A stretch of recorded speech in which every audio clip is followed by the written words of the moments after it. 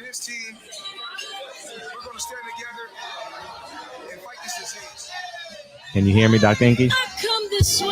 Thumbs up if you can hear me. Circumstances navigate the path, and life happened all so fast. No, it got lonely. Sometimes you see, I know we couldn't make it. Even when I'm offbeat, I still land on my feet, and nothing can shake me, cause I know life took a hold of me. I never. This is where I am destined to be. I'm not ready to give up. No, I believe in the miracle of life. Life's a play for no rehearsal. Learn quickly, they'll come for yo-yo. Games to play, can't take it personal, cause the devil is a liar. Telling you the truth, hey. It's all in what you do, hey. Some things you gotta do, hey. It's fight for me, I'm for the sake of second, see the blessing in it. With much expected, much is given. When I made the living, now I'm giving back to children. Never let the power come first before your happiness, yes. You can be the best if you go the distance. Mix a little sweat with your persistence. You know that the best things are never instant. Just shine, let them see it brilliant. Get up, open up your eyes now. It's the moment of truth. No backing down. We're bringing it to life. Oh, for the children, it's a given. You gotta give it, be a blessing. This my personal statement. Run the game like I'm acing. Learn and develop patience, determined to be the greatest. Yeah, bobbing and weaving, they changing up like the seasons. Indigenous to the grind, so I do it for all my people. Jabbing the competition, back up against the ropes. You fighting for recognition, I'm fighting just to promote equality where we lack it. While cancer slowing our road, I'm confident we'll make it. We focus on common goals. Yeah.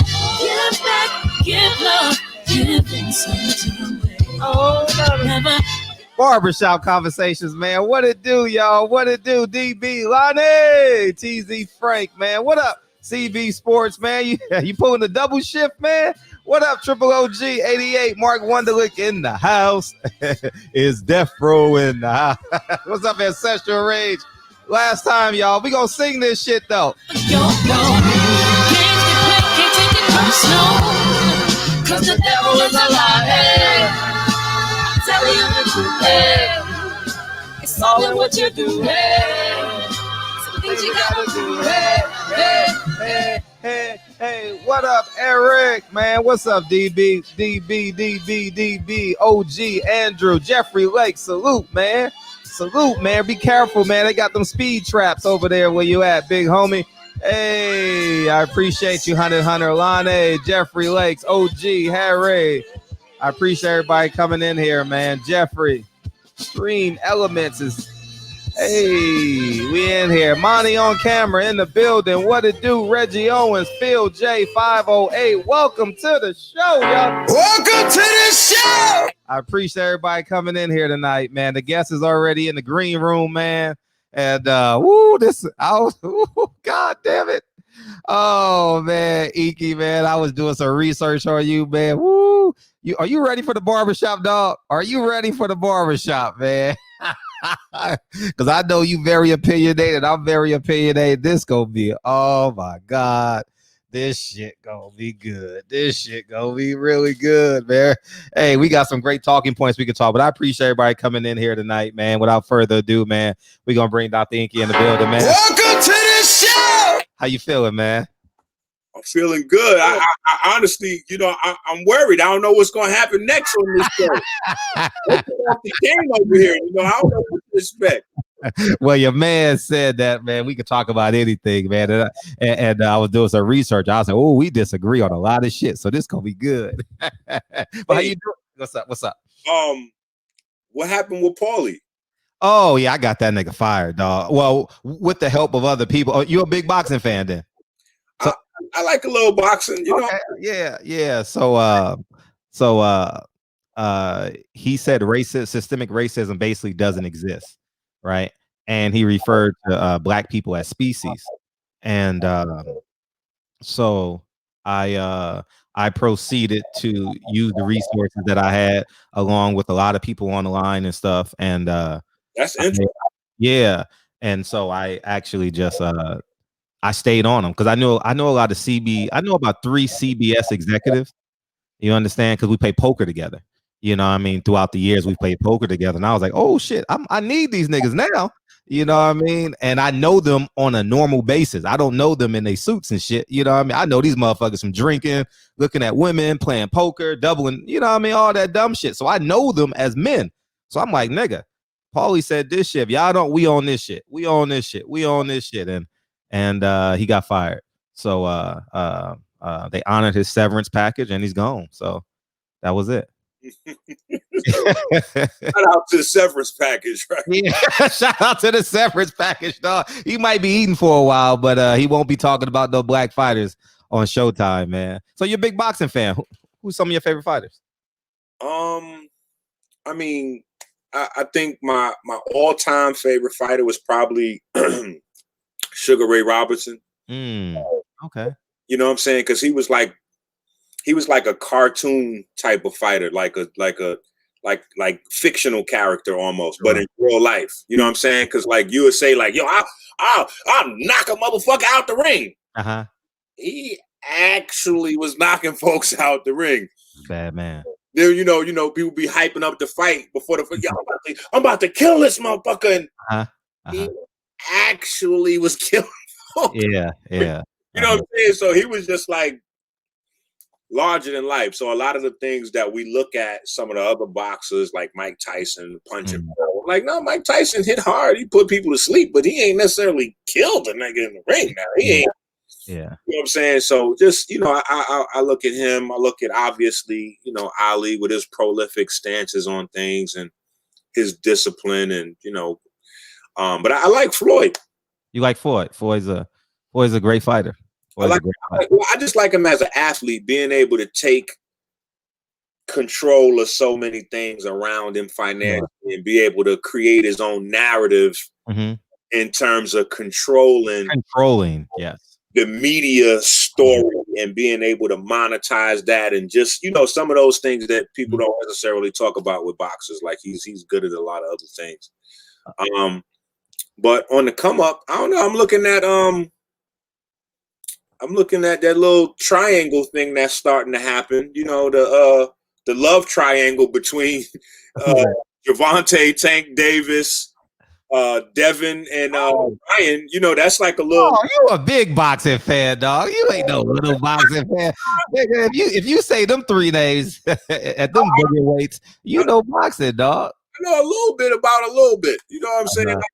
But I like Tank. You know what I'm saying? You know, I'm a big fan of Tanks. Yeah, and I think Floyd knows how to do his shit. You know what I'm saying?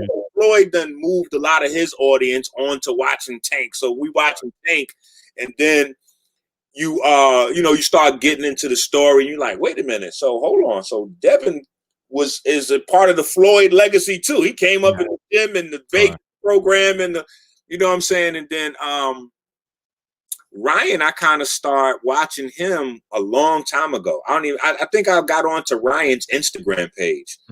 Then my son Chase,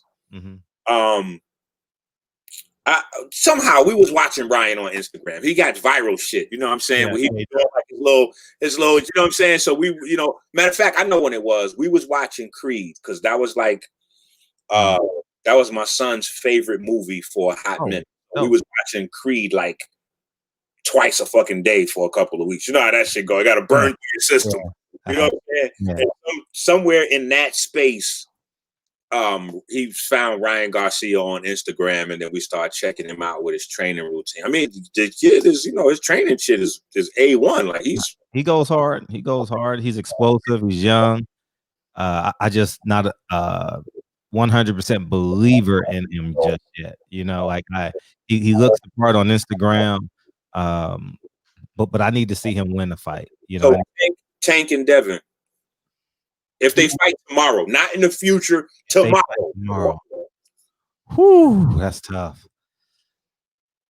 Oh shit. I know. Oh, right now? Oh, right now. Yeah, right. Devin, because Tank don't have the discipline just yet. He hasn't learned the discipline yet. Wow. He like his last fight, he came in overweight. He had to go drop some weight at the gym, go run. Then came back, and he said something to his corner. He said something's wrong with my body. You know, so I think that in terms of the readiness and preparedness, I would go with Devin tomorrow. I think Devin, you know, is working with his dad. I think that's like a little cheat code. You know what I'm saying? I think that's a. I think it's different when it's family. That I always say, I feel like that's one of the advantages that Floyd had over everybody. It's his pops and his uncle. Yeah, you know what I'm saying? It's different when it's the house. When it's come from the house, that's some shit that you've been doing before. Like whatever is pre-amateur is whatever they was in. You know what I'm saying? Like they've been doing it before. You know what I'm saying? It's like Tiger Woods. You see pictures of Tiger Woods at 1 year old with Christmas golf clubs type of vibe. You know what I'm saying? Yeah, I got you for sure. So I feel like he got that. Yeah, but I don't know. I think Tank hit the hardest though, man. Yo, Tank hits the hardest. I think they got that like baby Mike Tyson shit. Like, you know, I forgot what fight it was back in the days, but I'll never forget it because it was one of my favorite classics of Mike Tyson. And it wasn't so much the fight. It was the pre-fight. Like they was doing the interview on HBO. Yeah. And the guy he was fighting was like breaking down the whole science and shit. He was like, yeah, and I studied all Mike videos and I know how he throw the punches and the codes and the so if you scream out this code, I know what this means. And so they showed the shit on HBO and they leading up with the homeboy breaking down Mike Tyson whole program. Yeah. And Mike said the classic line. Well, you know, everybody's got a good strategy until you hit them really hard. Yeah, Mike that dude, man. Mike was that dude, man. Mike was that dude. And I know that's a horrible Mike Tyson imitation, but I feel like that might apply in that Devin and Gavante situation. I feel like if the fight can go long, Devin has an advantage. But if somehow Tank winds up getting one or two clean paws on him, it might be a situation. If Tank get one clean paw on him, it can change a whole lot of things. And you know, Tank be looking like he got that half bipolar shit going on every so often. Yeah, like he's different.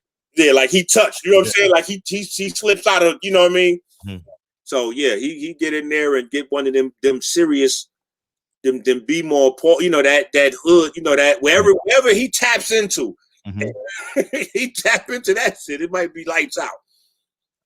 Let's go to 147. Who's the best at? Oh, okay. Errol, Spence, Terrence Crawford. Oh man,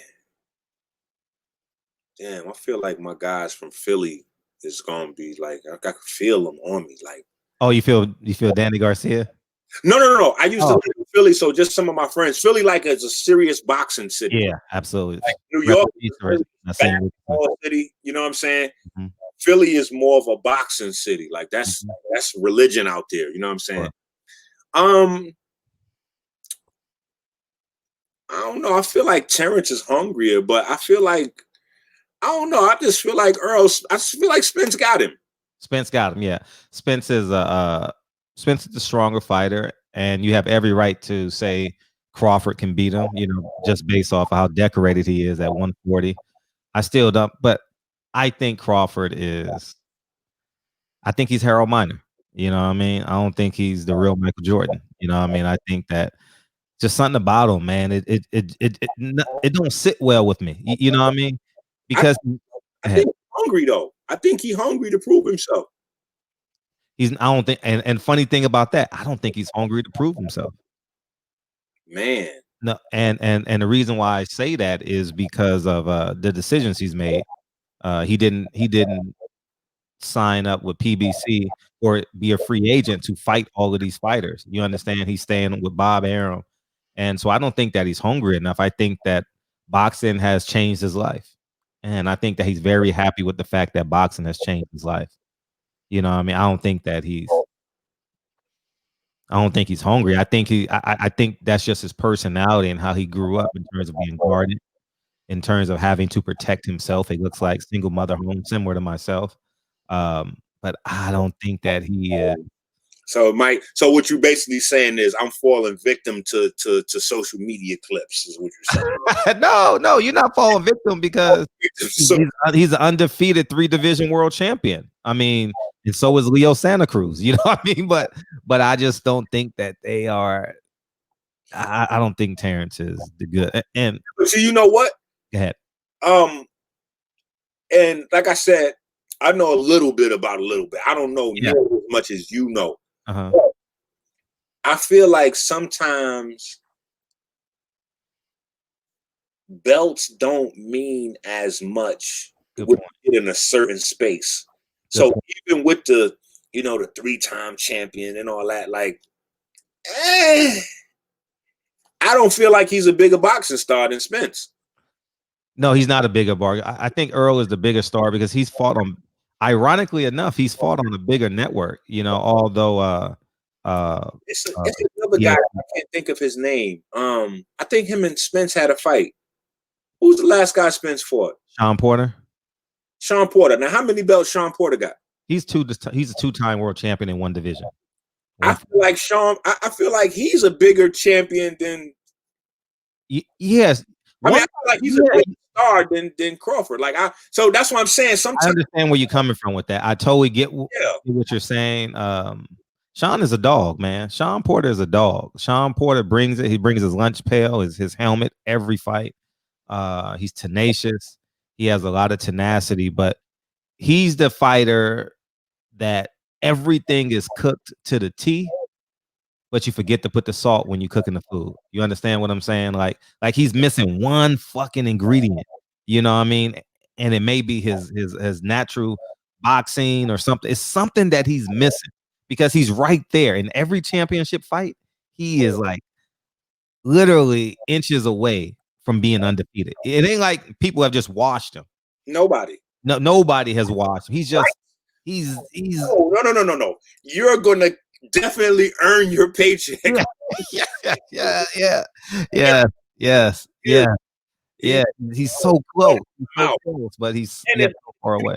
It might be that. It might just be up here. He might just have a screw loose. He might just be missing something upstairs, because it looks like he might be just coming to put blood in your mouth. Like, he might not even care about it. He might be like, you know what? I'm coming to put blood in your mouth. Yeah. Whereas other fighters might be like, you know what? I'm trying to win this thing. Or I have to stay away from him, avoid him. Boo. Like, he's just coming to put blood in your mouth. Yeah, and he's a hell of an athlete though. Like I've seen him work out many a times. Great agility, great strength, great forwardness, great acceptance of the sport, understands it. But he Kell Brook. But I'm telling you, a fan, like an uneducated fan, yes, we appreciate when we see his name on the bill. Like, he's somebody we don't mind. Like, I don't mind spending the $50-$60 on pay-per-view when I see his name on the bill, because I know I'm absolutely going to get a fight. He's not coming to play no games. He's not dancing. He's not even running from getting hit. You can hit him like he's like a brick wall that's coming moving. Like, he remind me of the what was that, like Rocky 1, Rocky 2, where Rocky kept getting hit, but he kept moving forward. Like, that, as fans, we like that kind of shit. You know what I'm saying? Like, we like to know that we're getting a solid fist. I agree. Like, he's coming for that action. Especially when he's going up against an A-level fighter, it's going to be a hell of a fight. Them B-level fights, he sometimes just wins, but when he's going against the Danny Garcias, the Errol Spence, and the Keith Thurmans, whale of fights, man. He's a hell of an opponent. He just got to, and that speaks to him. He may be just short of the Hall of Fame. I'm very interested in what people got to say.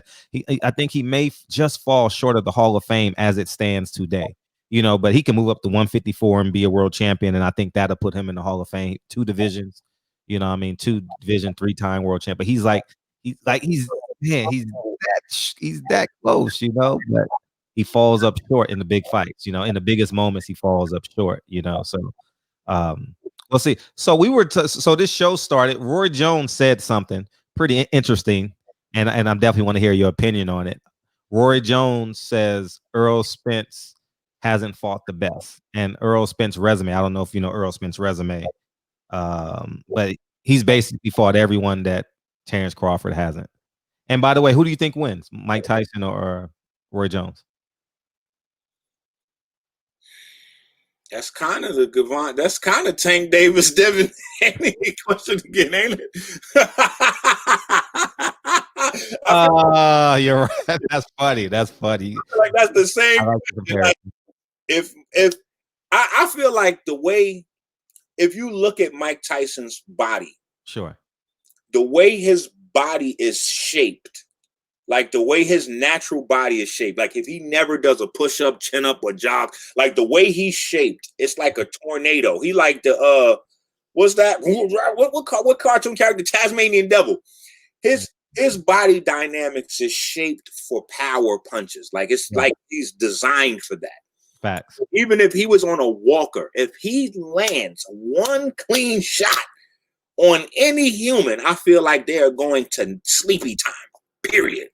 Yeah, and if you breathe on Roy Jones the right way, he'll freeze up. You know, like he got that in him now. You know, like he's kind of like, I don't want him to fight. I you know, like yeah, get your money, but it comes to a point where sometimes the risk is bigger than the reward. You know, and if Mike Tyson can, he's gonna be ferocious for a round and a half. You know what I mean? I feel like it's a good fight for both of them. Because Mike Tyson, it would be great if Mike Tyson, especially with all the shit Mike Tyson got going on, like the podcast, which is winning over there. We loving the podcast. If Mike Tyson ever sees this, we loving the podcast. You know what I'm saying? But then also he got the I think they finally greenlit the movie. So so all that, you know what I'm saying? Plus, I was a fan of the other movie he did where he was like kind of like, I don't even know if that was, you can call it a movie. Like it was like a docu Broadway play kind of. I saw it. Yeah. That was great. That was great. I saw it twice. That was great. That was fire. And it showed his sense of humor and just his humor, you know, this other side, you know what I'm saying? It wasn't like, because, you know, we know the old Mike, you know what I'm saying? We just think like he bite necks and drink blood. Like Mike is you know what I'm saying? So when we see that, it like made him human to us and shit, you know what I'm saying? So that was dope. But with the movie with Jamie Foxx, you know, Jamie Foxx take that shit to Oscar level. So he gonna make it some other shit. You know what I'm saying? So I feel like for Mike Tyson, it'd be amazing. It'd be awesome. Like that should be right in line for him to just put Roy Jones to sleep. I think that's what's gonna happen. I think Roy gonna be on his back foot the whole fight. You know, I just think. But go ahead. Thinking about how Roy Jones went out. You know what I'm saying? Like I feel like both of them went out. I think they were both really, really, really amazing champions. Like I remember watching a Roy Jones fight, and I forgot who it was. But every time he hit homeboy, he like came up off the fucking, like he lifted him up off the ground. I was like, God, that shit looked superhuman. He looked like a super, you know what I'm saying? So I feel like both of them are really amazing champions that end of their career just was like, man, come on. I got you. So it'd be really good for them to fight to a standstill on some old, like, that shit ain't happening. Apollo first fight type of shit. Or if for one, whoever wins, it's going to be amazing because Mike Tyson's still Mike Tyson, Roy Jones still Roy Jones. So even if Mike knocks out Roy or Roy, I don't know. For some reason, I can't see Roy knocking Mike out all the way, but I could see him beating Mike. I could see him catching Mike with a couple of awkward punches and messing Mike up and being able to dance and clean him up. And you know, you know, but either way, it's still a great victory for either one of them. You know they're getting paid. They're getting paid millions of dollars, and that's basically what they want at the end of the day. And that's why they're doing this. They ain't doing it because they absolutely love the sport, you know. So, but they don't come in there looking like, you know, flabby and terrible looking. You know what I'm saying? Because everybody talking about Mike Tyson training with the YouTube videos and shit. I'm like, bro, these are 15-second clips, man. Come on. Yeah. We need to see what Mike look like 30 minutes in, man. What it look like at full pace, you know, because we already know that no matter what Mike Tyson says, like, he going, well, it's just an exhibition, and we're both great champions. Mike give you all that diplomatic bullshit. We know as soon as he go in there, he get ready to turn into Tasman. For sure. He get ready to turn into Tasmanian devil. Sure. Oh, he definitely is. 1,000%. He definitely is. I have no doubt in my mind. And Roy gonna have to go into his bag just to survive. Like Mike Tyson is somebody that will you're either going to be eaten or you have to. There's no way you getting ready to survive a fight. Like he's getting ready to come to take your head off. And it's like Highlander. But I don't know if you remember that shit back in the day. There can only be one.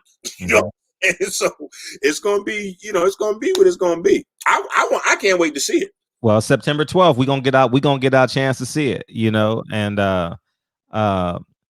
let's shift gears. Let's talk about first your holistic practicer, right? Wait.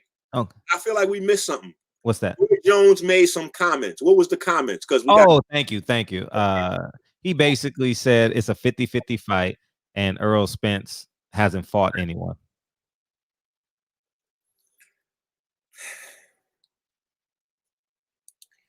I don't know. Boxing, and you know what? Again, uneducated fan. Sure.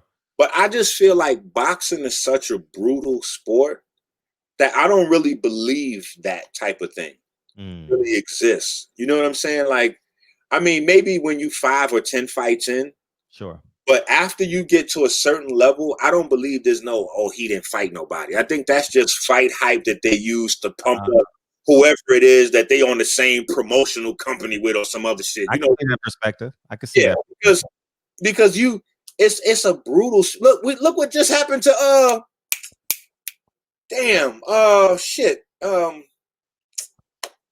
Anthony Joshua fucking around with Ruiz. Yeah, right? got clipped.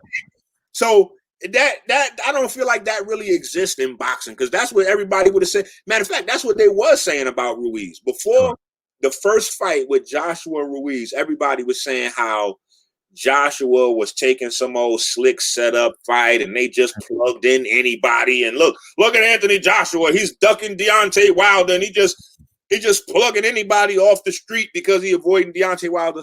And homeboy came in there and cleaned his fucking clock. Bang, bang, bop, bop, boop, boop, sleep. You know what I'm saying? It looked like Joshua didn't even want no more smoke. Yeah, he was running. He was, I feel like boxing is such a type of sport where, once them paws get loose on you, man, ain't no way to duck them paws on you. You know what I'm saying? You're right.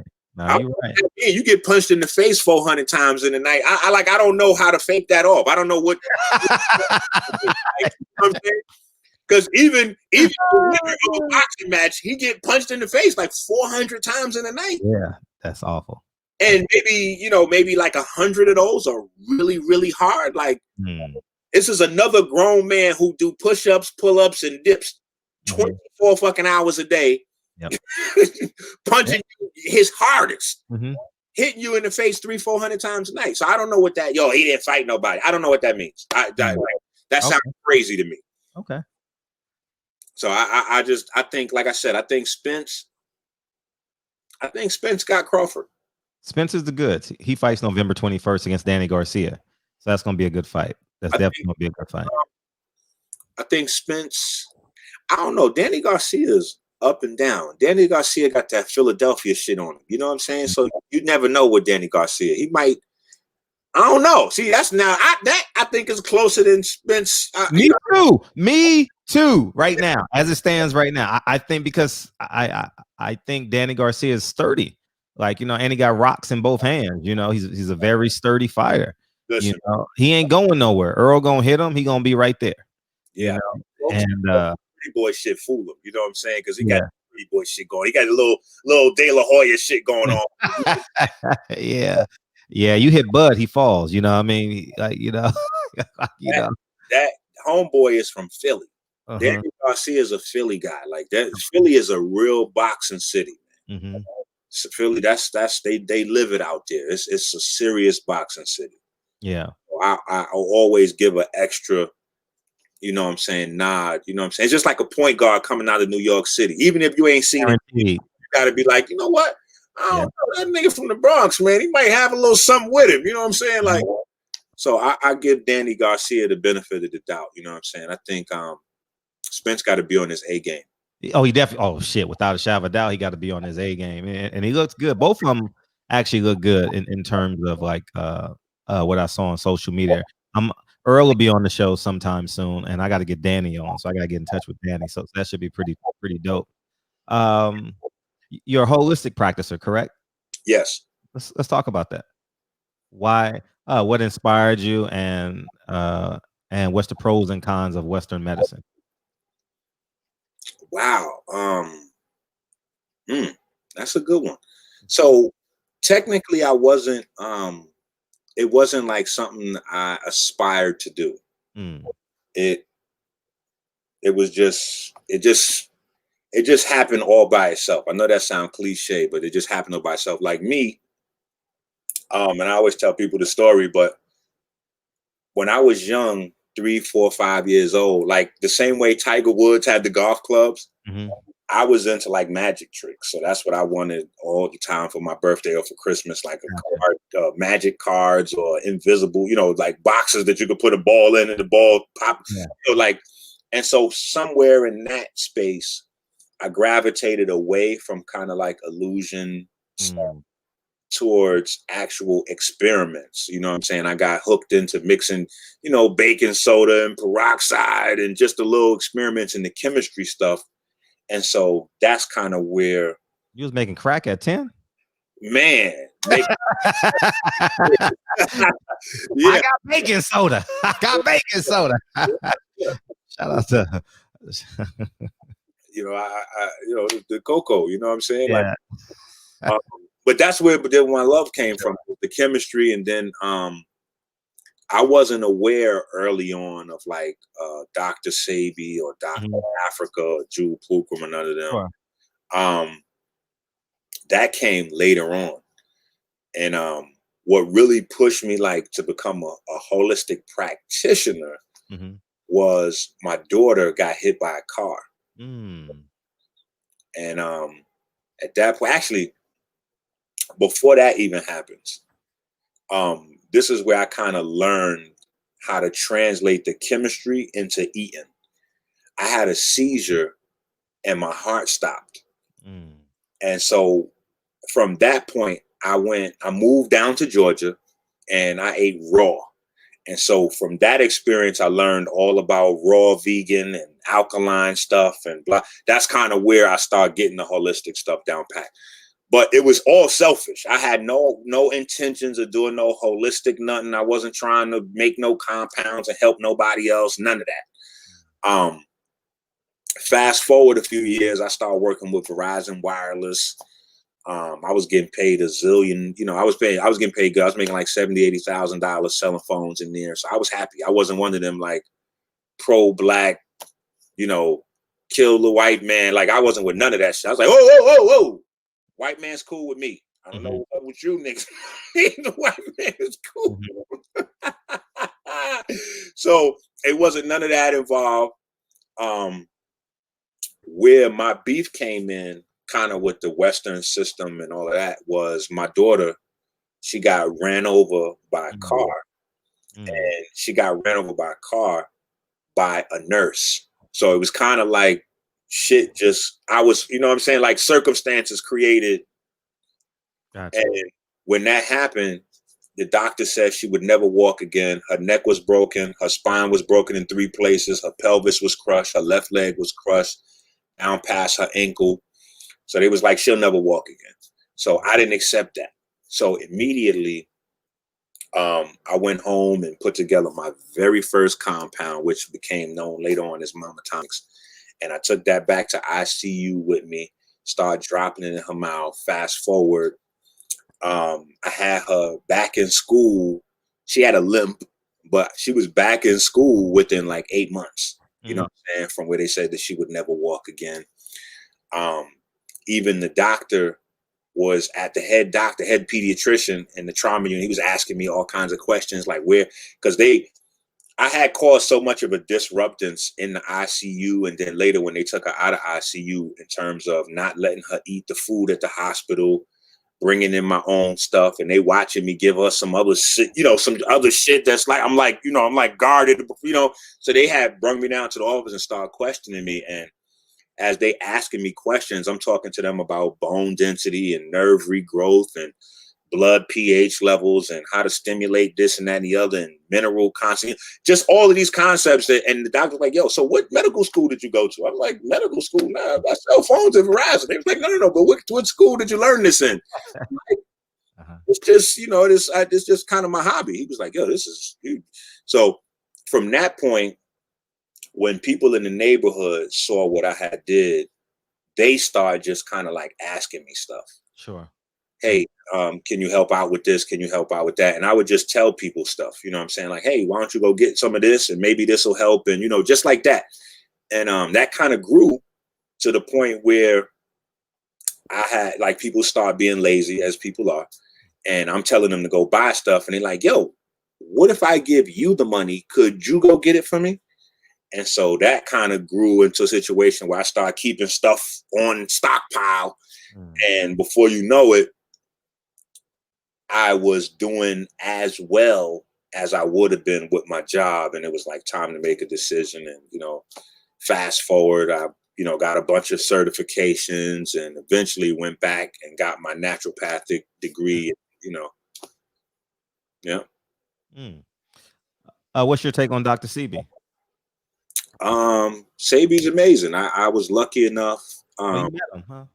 Yeah. Sebi's amazing. I was lucky enough. So in Dr. Sebi's camp, right? So the way Dr. Sebi had his thing set up, it was like him and, he had a team. Mm-hmm. And the first person that actually healed somebody with AIDS out of his camp was my homeboy's mom. Wait, you actually know the person he cured of AIDS? No. I know the person who administered the protocols, and I know the Annette Thomas. She was the first person in this camp who healed somebody of AIDS. Oh, got you. Yeah, at the time they didn't even know it was AIDS. It was like they didn't know it was like a weird pneumonia kind of vibe. They didn't know what it was until it. But so I got to study up under her and get a lot of information from her and learn a lot from her to enhance what I already knew. But I was everything that it was just like I would learn things at such a rapid rate because I already knew a lot of the biochemistry of people and plants. So whereas somebody else, they like now I call them $10 herbalists, you know what I'm saying? Because most people that come with the naturopathic paradigm, they can tell you you can get a $10, when you go to Barnes and Nobles, like in the doorway, they got the $9.99 books. Like you can get the $9.99 herbal book right there and get the same as you're going to get from most of these guys because they don't understand how the plants, the plant chemistry works with human chemistry. All they could tell you is, oh, dandelion's good for blood or crystal's good for the liver, but they don't really understand the mechanisms that.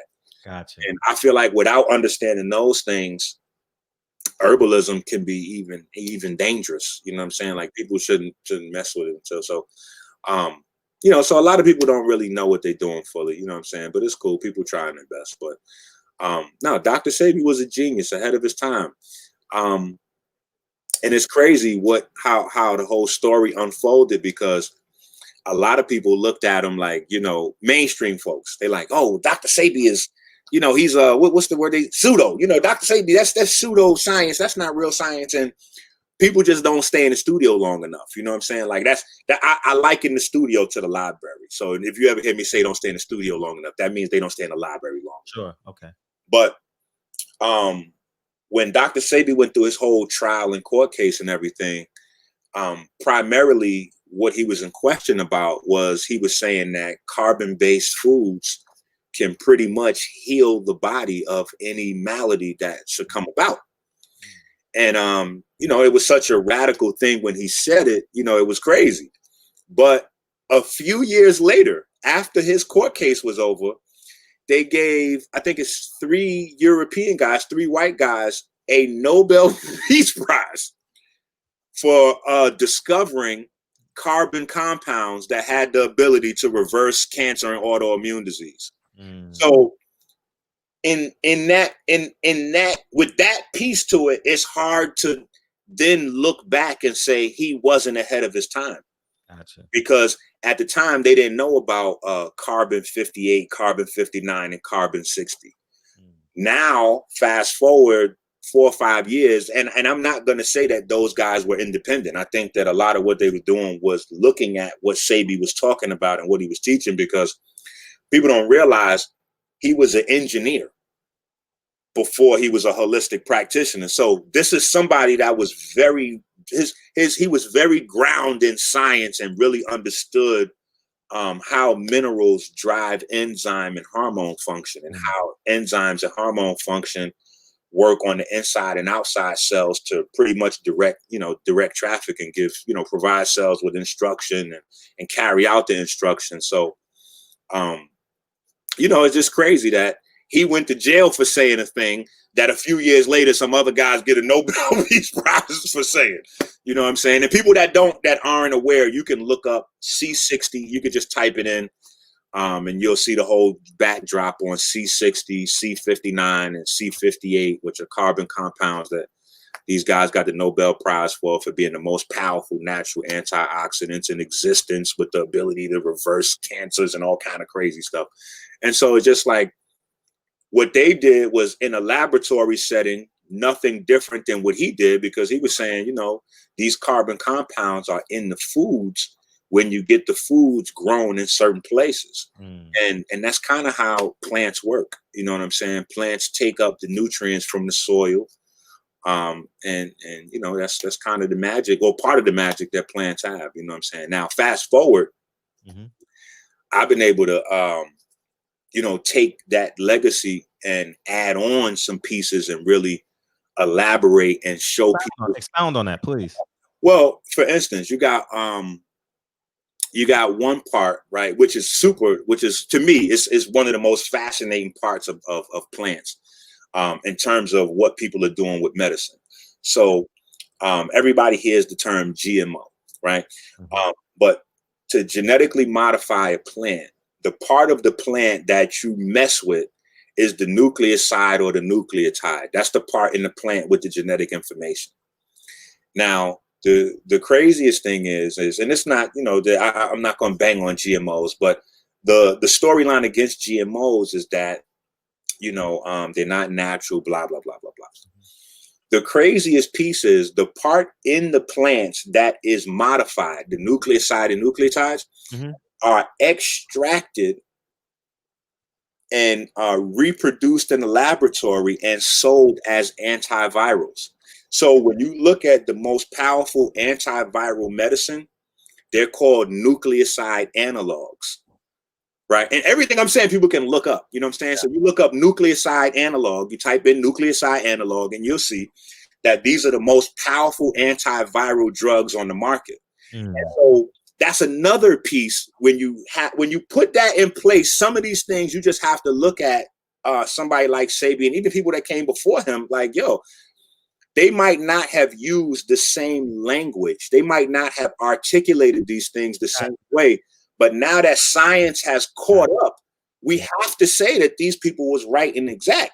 If we're looking at the most powerful antiviral compounds being plant-based, they're extracts from plants. We have to say that, what about if we just consume the plant?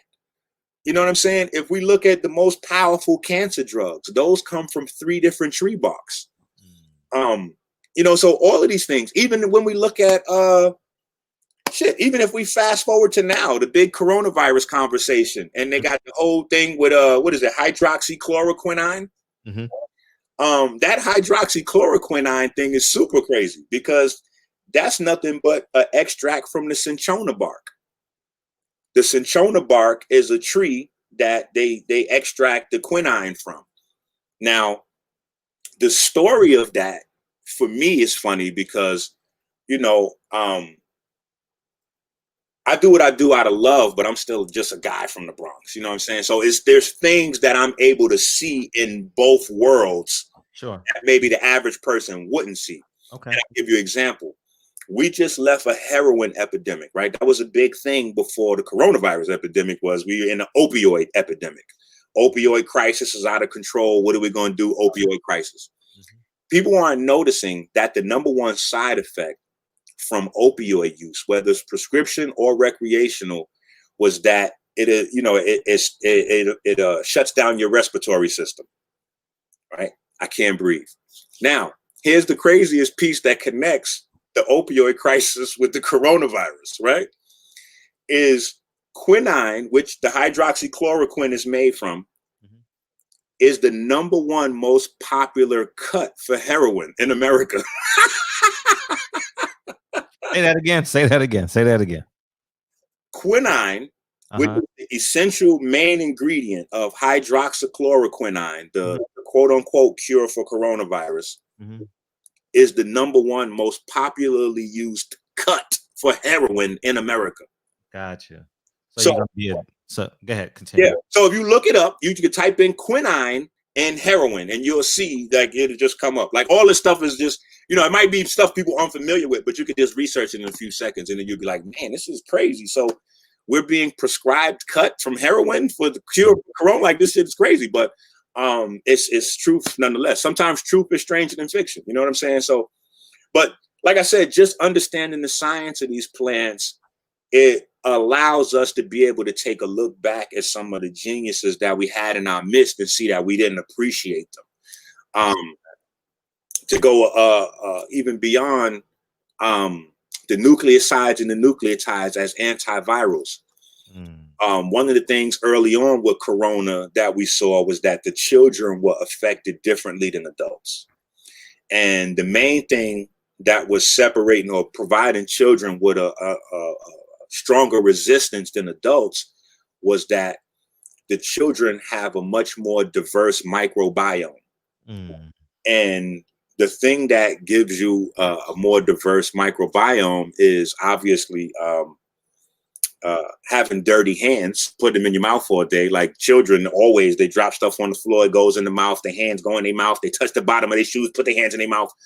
But for the rest of us, it's fiber, right? So actually the flesh of plants, the amount of plants and the diversity in which you get fruits and vegetables in, or the fiber from fruits and vegetables, not fiber from boxes, from actual fruits and vegetables, increases the diversity of the microbiome. And that kind of provides a little bit of resistance from the virus being able to latch on to the ACE2 protein, which was kind of like the entryway in cells for the coronavirus. So that's another aspect of plants, herbs, that provides a defense for any type of virus or bacteria or just health in general, but particularly with the coronavirus. So it's just interesting, you know what I'm saying? So a lot of things that Sebi said, he was just so far ahead of folks that technology hadn't caught up.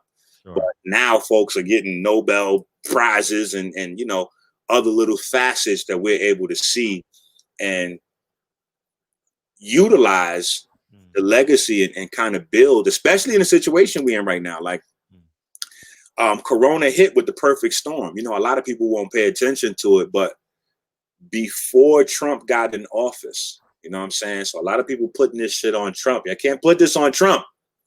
Before Trump got in office, we was already with a nationwide nurse deficit, a nationwide doctor deficit. And so that means we didn't have enough nurses and doctors to handle just the regular flow of people in and out of the hospital dealing with regular everyday stuff. So when you take that situation and then you meet that situation where your country is basically understaffed of nurses and doctors, and then you hit them with a pandemic, well, of course you're going to have the kind of craziness you got going on, especially when you got a nation full of obese fat people. You know what I'm saying? I mean, that's just what it is. You know what I'm saying? So if you put people who have regular unhealthy practices and a understaffed medical system, if you put that in a pot with a pandemic, it's going to be crazy. You know what I'm saying? So, and then once the quarantine happens, what goes on with that is all of the things that people normally practice to keep their body in better shape and better health start to shut down. Like Gold's Gym goes bankrupt. You know, just a lot of gyms. Either they're doing bankruptcy or the gyms are shutting down. Like LA Fitness shut down 2/3 of their gyms to cut revenue to stay out of bankruptcy. You know what I'm saying? Like the health food stores shut down, the juice bars shut down, all of those things, the spas shut down, all of those things that people would do to kind of keep their self healthy and stay out of the hospitals, those shut down in quarantine. And then you have an understaffed situation with a raging pandemic. And now there's 2 new guys that are on the horizon. You know what I'm saying? So in your world, you will watch new boxers coming up. In my world, I'm watching the G4 virus and the bubonic plague coming up. Oh my God, these might be crazy. Like these might be heavyweight champions. You know? I got you. Right now, coronavirus is the reigning champion. So that's how I look at it. But plants hold the keys to our future. Always have. Always will be. 97% of all medications are extracts from plants. 97%. Wow, and the phone lines are open too, so feel free to call in as you see fit. If you can give a concoction for the coronavirus, what would it be? And feel free to promote your product as well. Well, we have a detox. We have a detox kit that we use just in general to keep your body, because there's controversy around detox, right? And so people be like, wait a minute, your body detoxes itself. There's no such thing as taking a quote unquote detox. Your body detoxes itself.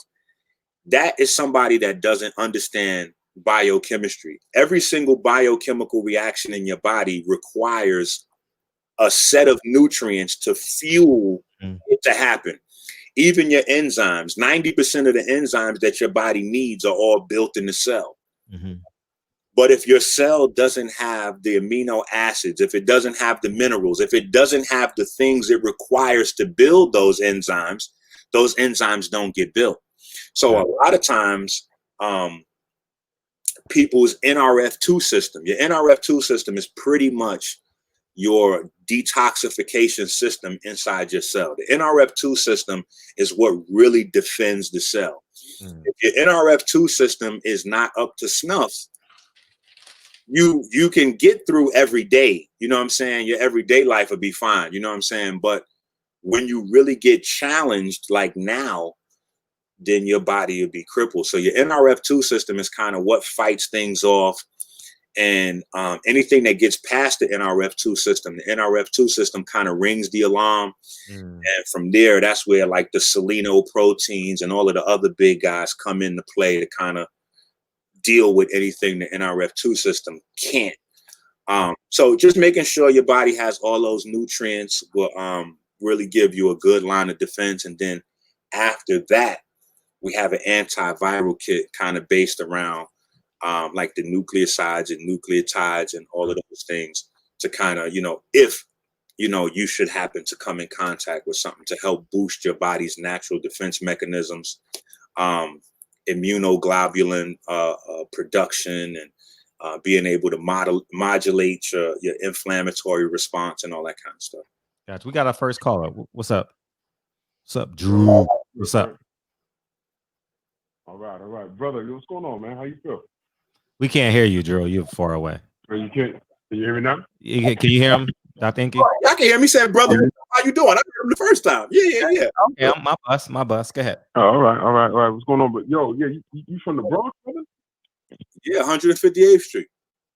158. Oh shit! I used to live on 169 between Fulton and 3rd. Okay, yeah. I know exactly where that's at. My oldest daughter's from Cyprus, so you know where that's at. And then I used to live everywhere. Even we spent a little window right there on Morris Avenue, right there next to what's that, Taft? Taft, yeah. Taft. Yeah, I lived on Gun Hill Road. I was all over the Bronx. Oh, that's what's up, man. That's what's up. Well, I'm not gonna hold you long, man. I just want to let everyone know, man, everything you're saying is 110% pure facts. I'm actually getting educated as you speak. There's some things that I know, and there's some things that I'm just learning about right now. I incorporate some of the things that you say as far as my lifestyle. I want to ask you, what is your take on a hydroponic system, like as far as growing your own vegetation in your household? Oh, yeah, definitely.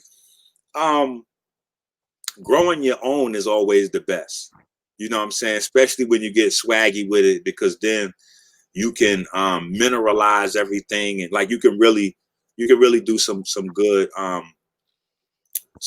eating when you're controlling every part of it. You know what I'm saying? So yeah, and then what's going on in the world today, that's definitely the wave. You know what I'm saying? Like, because the supermarkets are still not fully stocked yet. You know what I'm saying? It's so crazy that they got T-shirts in the supermarket across the street from my house. I live in Detroit now.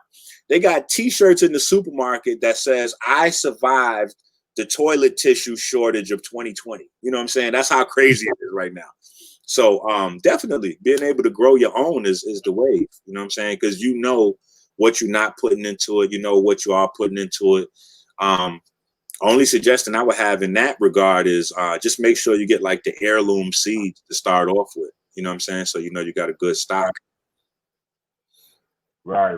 Yeah, I have my own hydroponic system right here in my apartment. You know, and it's working pretty well. Man. It's working pretty well.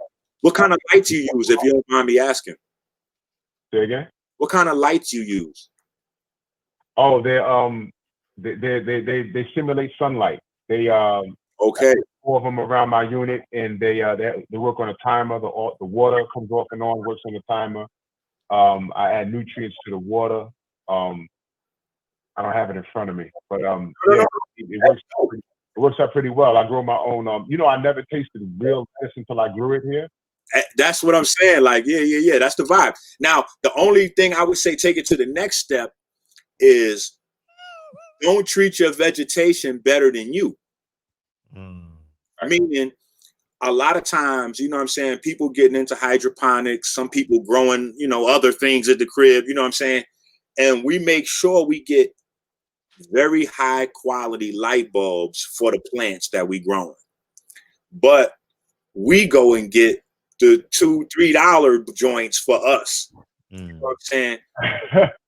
With staying in the house more, it's important that we get full spectrum light bulbs for us that give us some form of UVB, or even if we can find UVB light bulbs, because vitamin D is a large part of keeping your body's defense systems running.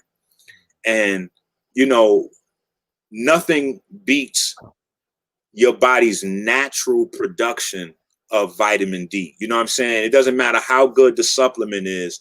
There are other biochemical reactions that are very beneficial for your body that go along with the vitamin D. Like the reason why Black folks have a higher proclivity to issues with cholesterol, that has nothing to do with your parents passing you down a bad gene for cholesterol. It has everything to do with the fact that we're from the equator, and being from the equator, we're supposed to get more sunlight. So our body has normally it has more cholesterol because our bodies count on the sunlight to convert that cholesterol into vitamin D. But when we're not getting the sunlight, and the sunlight's not converting that cholesterol into because the substrate for vitamin D production is cholesterol. So a lot of people may not know that. The sunlight turns cholesterol into vitamin D. So if we're not getting natural light, the cholesterol piling up, just like people getting blue pills for their penis. The reason why we're getting blue pills for our penis is because we're not allowing the sunlight to convert the arginine into nitric oxide. Now you see what you said just right there? You're going to have a bunch of niggas run out into the street and burn up like vampires in the sun. Nigga. Burning up, exploding popcorn in the goddamn street. Because nigga like me hate the sun. Nigga like me hate that shit, dog. Oh my gosh. Man, And I'll be hiding and shit like a motherfucker. it's as dark as me. Shame on you. That's disgusting. You better get out there. I look like now. I'm going running after the show because the sun comes up at 6. You know what I mean? I just don't. Yeah. Man, listen, but you know, man, listen, the more healthier your blood flow is, the less clogged your arteries are. Everything gonna work systematically, and everything you said about us being close to the equator, I just learned that fairly about maybe 2 years ago. Yeah. You know, that's real information, man. I like what you're kicking, brother. I really like what you're kicking, man. That's gonna hold them out. Yeah, that's the important thing with the blood flow is we forget, like we think about melanin. You know what I'm saying? Like we get, that's like a buzzword to make us feel good about being black. So we melanin. But our body's got so many different pigments. You know what I'm saying? We forget heme, like hemoglobin. That's one of our most important pigments. And that's what allows you to have good blood flow is the sun converting that arginine into nitric oxide to shoot the red blood cells to help get them that boost. You know, so it's not just iron that we need, it's also that sunlight for circulation. You know what I'm saying? So yeah, that's key. Oh, definitely. Oh, fellas, by the way, I just saw it in the chat, but yeah, watermelon, man, that'll help you out. Man. That'll help you out. Yeah, watermelon. Back in the chat, your brother, pleasure talking to you, brother. And appreciate posting on the gram so we can follow you, brother. Yes, sir. Appreciate All right, I'm back in the chat. Peace. Appreciate you, Drew. All right, Terrence Bailey had a 2-part question. What's your take on alkaline water and the best place to get amino acids? Black business to get amino acids. That's a 2-part question he had, and then both super chats. Let me get this. My bad. I'm trying to get my Instagram in the chat room. There we go. Oh, you got it? Okay, good. Okay, so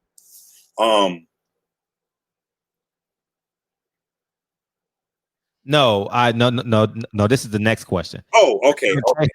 What's your take on amino acids and the best place to get the best black business to get them? And 2, what's your take on alkaline water as well? Best black business to get amino acids? Yes.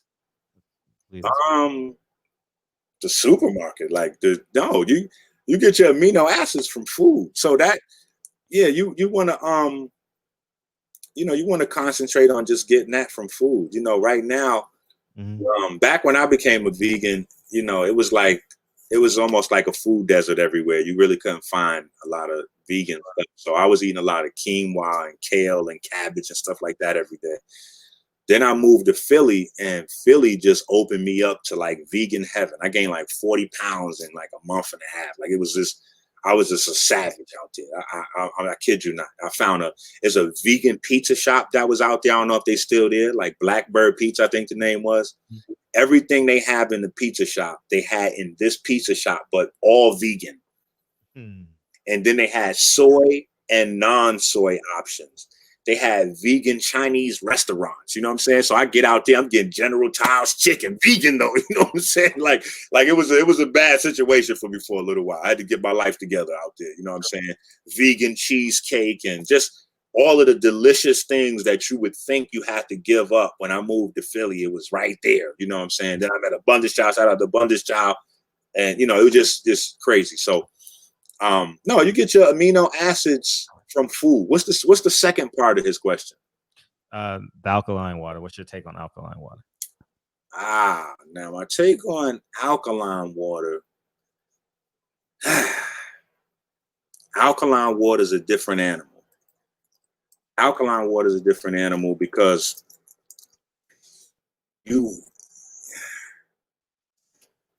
with alkaline water, you're dealing with, like, it's a lot of business around it. You know what I'm saying? So I was one of the first people to complain and say, hey, I don't like the Cajun shit. You know what I'm saying? Like, Cajun is not real. It's synthetic. And everybody, when I came out with that, this is years ago too, everybody was like, yo, you're bugging. You're hating.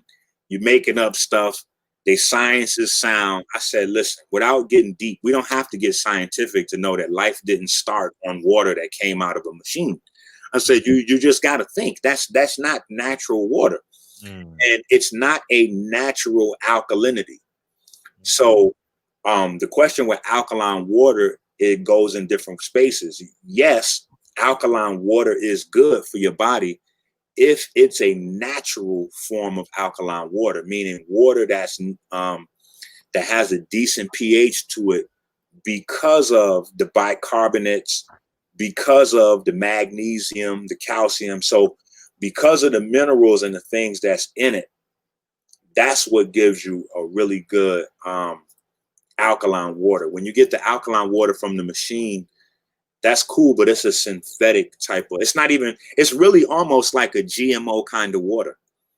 Because if you look at the science on the machine, it like breaks the water molecule down in half, and the hydroxyl goes out this way, and like it's some other shit. So I'm not really a fan of the machine waters, but natural good spring water. You know what I'm saying? Even if you want to buy a supplement or whatever to mineralize it and add something to your water, I'm a fan of that. You know what I'm saying? But definitely, alkaline water is good. Gregory X has a question. Gregory X has a question. He says, what effect does your detox product have on the CYP450 system, specifically the 3A4 metallic pathway? Molecular ALK and clearance is a specific concern. Okay, well, it's kind of different, right? So, and speaking normal terms for everyone. Okay. Yeah. So go ahead. Well, his question is highly specific, but to bring it all the way to try to simplify it, right? The P450 enzymes are a part of the enzymes that you have in your body naturally there to fight off tumors and cancers, and there's a whole bunch of them. I actually talk about them in my book. Now this doesn't look like a good copy, you know what I'm saying? But this is actually my book that I wrote. It's Eat Right for Your Haplotype. Eat Right for Your Appetite? Haplotype. Haplotype. Got Yeah, it. haplotype. And go to Dr. ENQI on Instagram too. Feel free to go to Dr. ENQI too. I talk about the P450, but basically, I don't know what page it's on. It's in here somewhere. But basically, the P450 enzyme, those are guys that become, those are like, when I said the NRF2 system is your defense system inside the cell, and anything they can't handle, they kind of ring the alarm so that the cell can put together those enzymes to handle the problems that they can't. And so the P450 enzyme crew is, along with the seleno enzymes, and it's a family of enzymes that are formulated once that alarm is rung to handle problems. So the detox product beefs up the NRF2 system and supplies the raw things that your body needs to formulate P450 and all of the other guys. Now, the 3A4 metabolic pathway, that's slightly different. I have some other herbs that I use for that. So I have a compound that has NAD boosters in it. The NAD boosters, or the NMN system, that kind of stimulates the sirtuins into action. I have a product called Histonic that me and my partner KT designed specifically to boost histone function. That's why it's called Histonic. Ladies, don't attack me. It's not like his tonic like for men, but you actually have histones, and the histones in your body are what actually wind up and protect your DNA. So, and in fact, it's funny because, you know, all the way back in Kemet, somehow they knew about this, right? The old creation stories all the way back in Egypt, they talk about the hidden one creating 4 sets of twins, and those 4 sets of twins kind of governing all life. When you look at the DNA actually has a H1 histone, and that H1 histone creates 4 sets of twin histones, and those twin histones all govern your nuclear DNA and how your nuclear DNA functions. And it's the sirtuins that actually keep those clean and maintain them so that they're able to keep your nuclear DNA functioning properly. And that's kind of that pathway what the brother's referring to. Okay. But particularly, most people would just refer to the sirtuins. You know what I'm saying? He got a little bit more specific. So I know that he's a little bit more refined in the information than John Q. Public. You know what I'm saying? But I have a different compound for that. I have two. I have one called Histonics, and then I have one called Purple Phase, which features some herbs that are good for the bone marrow. And then it has, I use one of the plants. I forgot the name. I think it's called goat root.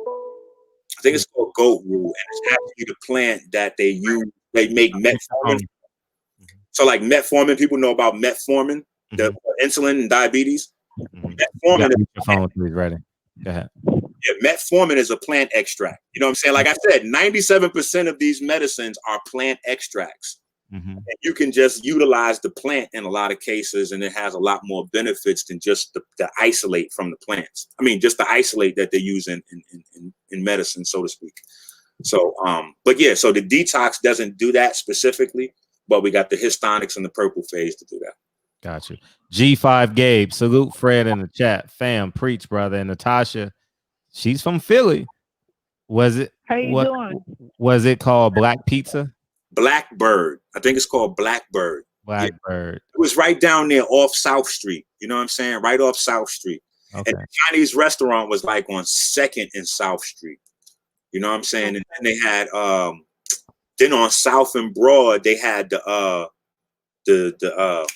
Philly cheese, the vegan Philly cheesesteak spot. Like South Street was lit. You know what I'm saying? Like I don't know if all the stores still there, but South Street was lit with vegan food. You know what I'm saying? So it was crazy. All you two and called Blackbird. Yep. Okay. All right. And I had another question. I have a sickle cell anemia. So what do you suggest? Like far as my fatigue, like what do you suggest are like the best things for me to eat and consume? All right. So. All right. So for energy. The thing that you always want to do, and a lot of times we associate certain conditions with energy issues, but really it's the fact that if you have some sort of condition, your biochemistry is a little bit faster. Your body's running through nutrients faster, trying to fight off and create equilibrium from whatever the conditions are. So certain things you have to constantly monitor, like your B vitamins and your vitamin C. Right. So a lot of people on the surface level, we hear, okay, well, you got two types of vitamins, fat soluble vitamins. The major difference that we need to know with that categorization is that fat soluble vitamins, your body stores up. So your body kind of saves them for use. You know what I'm saying? It's kind of like they pinch off. You know what I'm saying? It's like having a stash, and then as you need, you go dip in the stash. Water soluble vitamins, though, every time you sweat, every time you go pee in the bathroom, you're losing those vitamins. So you have to replace those B vitamins, vitamin C, even a lot of the antioxidants, you have to replace on a regular basis. Take, for instance, the rise of people losing their eyesight, right? People are losing their eyesight now faster than ever because of the blue light action. And the reason why people are losing their eyesight from blue light is because we're looking at the computers and the cell phones and the cheap lights that we use, the cheap light bulbs, the TVs, all of these are inundating us with blue light. Now, in a normal setting, we have orange, red, and yellow pigments that sit in the plasma of the eye that absorb that blue light and neutralize it before it becomes harmful. But because we're not replacing them, we don't really eat natural food anymore. Most of us don't eat fruits and vegetables all day, and we don't take the supplementation to get them in. So when those pigments are gone, the blue light goes directly through and starts to stop your eye from being able to focus. So you'll still see, but people will be looking back and stuff like this. So those pigments have to be replaced all day, just like the B vitamins and the C vitamins, and that will boost up your energy, especially B3 and B6. And B3 and B6. Okay. Yeah. A lot of times we put a lot of emphasis on B12. Yeah. With B12, you don't need like when you see these supplements and you read the back of it, it'd be like 12,000% B12 or 8,000. Like, we don't need that much B12 if we get the right type of B12, right? So, you got like 3 or 4. Well, what's the right type of B12? I got you. The wrong type of B12, I'll tell you that one first, which is the most popular. It's cyanocobalamin, right?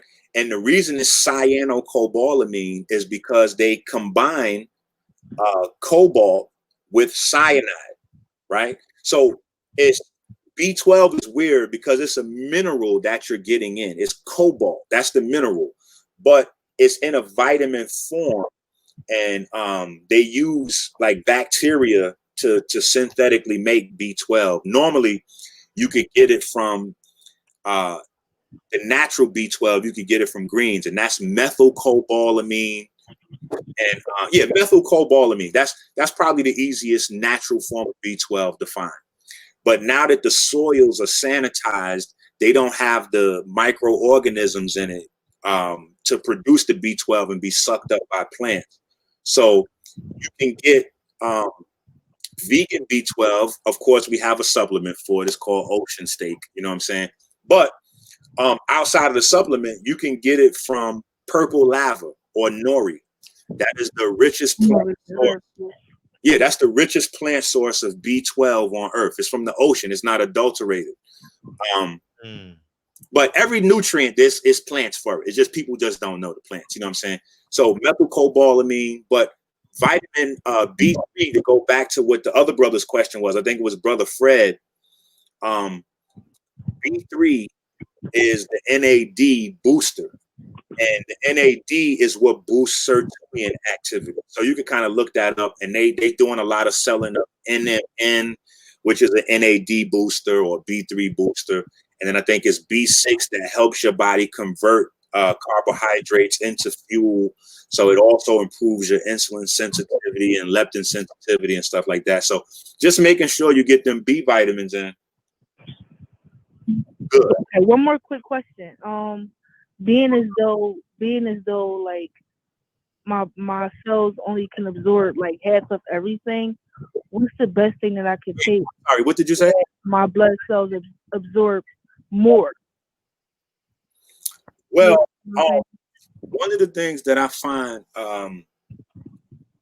very beneficial for people that are anemic, specifically sickle cell anemia, is thiocyanate. Thiocyanate. So just look up thiocyanate. It's in a couple different foods like wild yams and stuff like that. But it helps the blood to regain its shape again. And you know, the main problem with the sickle cell is the shape of the blood. So it helps the blood to regain that shape back, and that allows the blood to retain its oxygen and iron and all that kind of stuff a little bit better. So that's a key. And then also making sure that you have high levels of glutathione. Glutathione is the most potent, prevalent antioxidant in the body.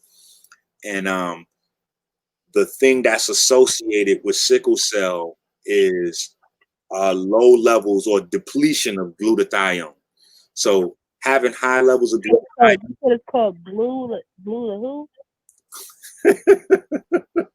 Just timestamp it. You had an hour and 19 minutes. You had an hour and 19 minutes. So if you timestamp it, you can go back and look at it right after I upload it. Yeah. All right. Yeah. So you can I'm gonna let you go ahead. I got you. I'm in the chat for you. Gosh, appreciate you. Appreciate it. All right, all the time. Terrence Bailey had a question. I've hiked the Appalachian Mountains, and I'm not even gonna try and pronounce that shit. I put it in the chat. You put it in the chat. How you say that? A Daranac Mountain. No, we just skipped that. We just say he hiked in the mountains. Okay, Daranac. And both we had to drop iodine or bleach in our water bottles and wait an hour before drinking it. This taking the water right to the stream. I hauled 4 of them. Okay. I think he just making a statement. Oh, making a statement. Okay, got you, TV. All right, Charles got a what? Okay, he's asking. Wait, put that back up. Maybe he's asking. Oh, yeah. Okay, go ahead. I'm not sure about the breach. Maybe. But the iodine, I know iodine. Yeah, I don't understand. Maybe he's saying, maybe that meant believe. Talking about maybe clean the bottles, but I know iodine is what your body. So iodine like governs your metabolism via the thyroid, and then the thyroid produces T3 and T4, and those are like iodine selenium compounds. You know what I'm saying? And those guys kind of regulate the function of the mitochondria, and the mitochondria kind of sit at the heart of your metabolism. So I don't know if he's asking how, like I don't know. Maybe Terrence come back with, you know what I'm saying? Because he just dropped $20 in the chat. So obviously we gotta bring it back. We might have to bring it back. He'll call in. Don't worry. I just accidentally pushed the wrong button on him. He'll call in. All right, Charles, what would be a good before we leave, Terrence? If he's asking what would be good for going up into the mountains, stinging nettles. Stinging nettles is a great herb for going up into the mountains. They actually give that to a lot of people in Africa to help boost the red blood cell count. So that would even be good for the sister dealing with the anemia issue. Stinging nettles, that helps to boost your red blood count and boost the iron levels. So that'd be good for that. So hopefully that, that's some good info. Stomach issues. I don't know. That's a tough one. It seemed like it's a simple one, but the stomach issues is a tough one. And the only reason is because there are so many different things that could be going wrong. You know what I'm saying? So a lot of times, due to the way we eat now, people develop these little lesions throughout their stomach, and they get like histamine release, and the histamine release creates like a almost like an autoimmune kind of vibe, because you get a lot of white blood cells floating in and out of different tissues in the digestive system. And, so they call that like leaky gut syndrome. Like that's a whole vibe, you know what I'm saying, to get deep into that. It could be the fact that you don't have good bacteria lining your digestive system.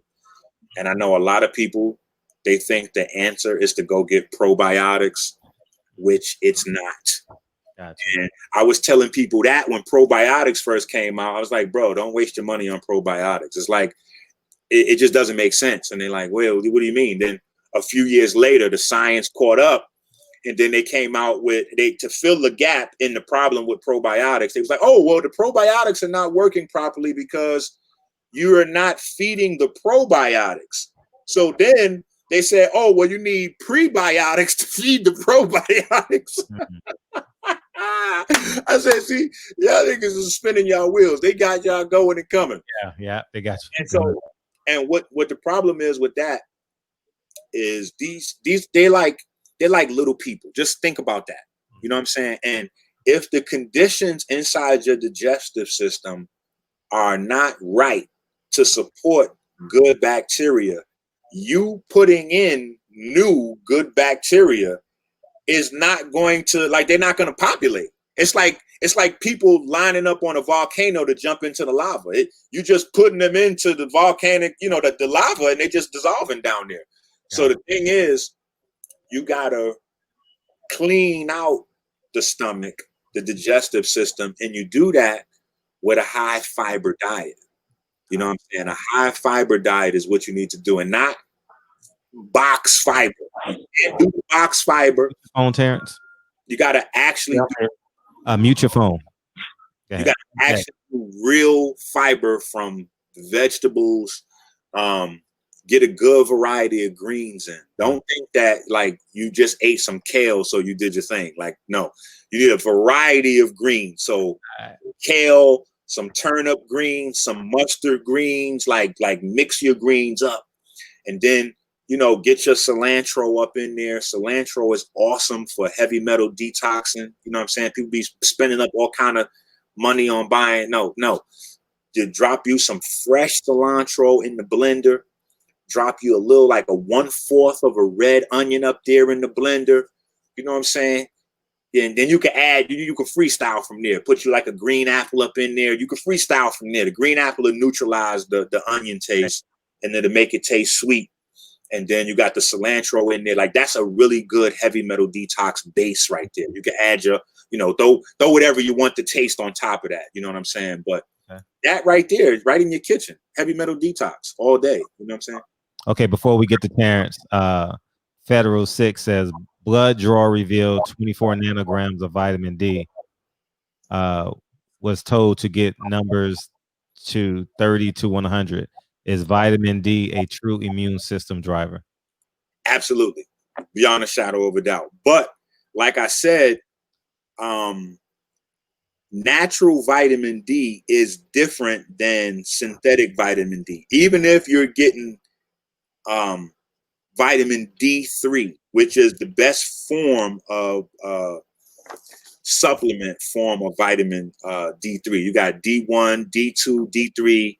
Last I checked, they was up to like D6, D7. You know what I'm saying? But D3 is the best vegan, or if you can find a vegan D3, that's the best supplement form of vitamin D. But like I said, there are other biochemical reactions that happens as the vitamin D3 is being made from sunlight, with cholesterol as the precursor.